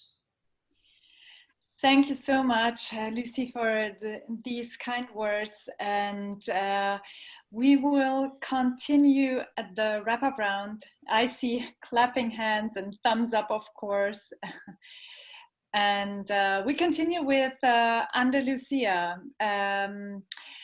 Unfortunately, Manuel Montoya, who we heard before in the presentation, had to leave due to another appointment that he had to take. But I guess I'm not wrong if I'm reminding you again what he told us before, what he's especially proud of, to have created a community or a more dense ecosystem, bringing different players together, and really having built this groundwork on which he and the region can base the further support of the entrepreneurial ecosystem on. With that having noted, we move on to the region of Estonia. or to Estonia. And I welcome back Martin Goroshko to let us know what are you particularly proud of in result of the project. Thank you. So I'm particularly proud of definitely for the results that we have like managed to achieve in Estonia with such a short period. But I think like it was valuable throughout like different other aspects as well. Like I guess we could have like very quick and good insight to different regions and what is happening there. And this is like a very, very valuable aspect, and they couldn't achieve that without projects like that. Definitely what helped us a lot was that if we saw all the best practices, then we kind of understood that we are not doing something pioneering here, like, or reinventing the wheel here. We are doing pretty similar stuff and we have pretty similar challenges, and getting access to those best practices or good practices, it saved us a lot of time and money potentially, and then we could avoid the mistakes that others were making or made. And that was good as well, to just get like insights, like what has worked in real life and what hasn't. And I guess the final thing that helped us a lot or gave us very good like perspective and insight was to do with the fact that how to work and engage the public sector, because we haven't like done that systematically before the project. And then this project helped us a lot, like how to engage public sector, like what is the value proposition for them and why they would like to work together with you in a strategic level as well. So I guess, yeah, these were like the key findings and then learnings for us. So good and quick insight, we avoid a lot of different mistakes, and then we understood how to engage the public sector. Thank you so much, Martin Goroshko, for this final wrap up. Thank you. We're moving on to the region of Flanders with our wrap-up round, and we will hear once again Véronique de Bragne, project manager of Speed Up. Hello again to everyone. Hello. Hello. So, like I told you before, I think the thing we are particularly proud of is the collaboration we managed. So not only for us, it's only for other partners, but one of the outcomes, one of the results of this collaboration is that we managed to establish the beacon, and the beacon is our Internet of Things and artificial intelligence hub. And it's a collaboration between the city, the port, of course, some of the incubators, the tech startups, the research institutions, and but also some private corporates. So I think in the future it proves that collaboration is really important, and to establish growth in your city. So that's what I'm particularly proud of, and of course all the good practices from the other partners was really very, very, very interesting, also for our startups and our ecosystem. And by this, I want to thank Firenze for the big work they did. And I also want to thank Judith and Brandenburg for this event. Thank you. Thank you so much, Véronique de Bragne, for those final words of wrap up and of also pride and thanks. We will move on to the Masovian region, and I welcome Jan Krushanovsky. I hope I made a good job in pronouncing your name. Yes, you did a good job. Project coordinator of the Department of Economics. Jan, what are you in particular proud of? Yes, I've got the last word here. At first, I would like to tell you all that it's been so much pleasure to work with you guys. We had a couple of good years together, We made some acquaintances. We learned a lot of things, and I think that we as the city of Warsaw and as the Economic Development Department, we have already participated in a few Interreg projects before.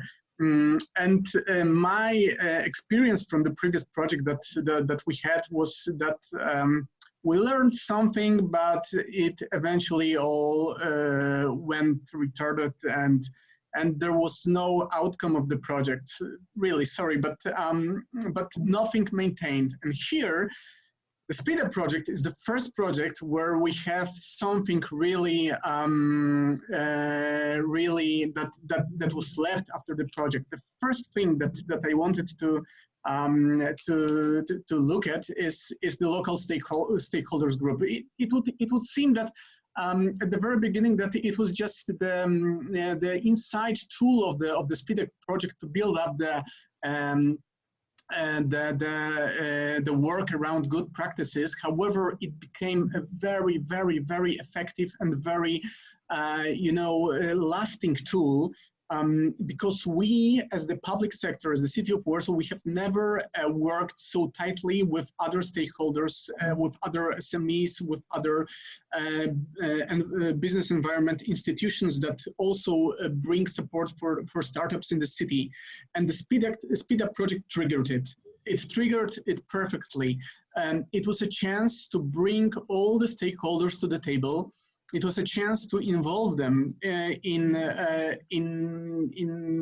the general and the common mindset, in exchanging practices, in exchanging information about their good projects, their basic undertakings, what they are doing.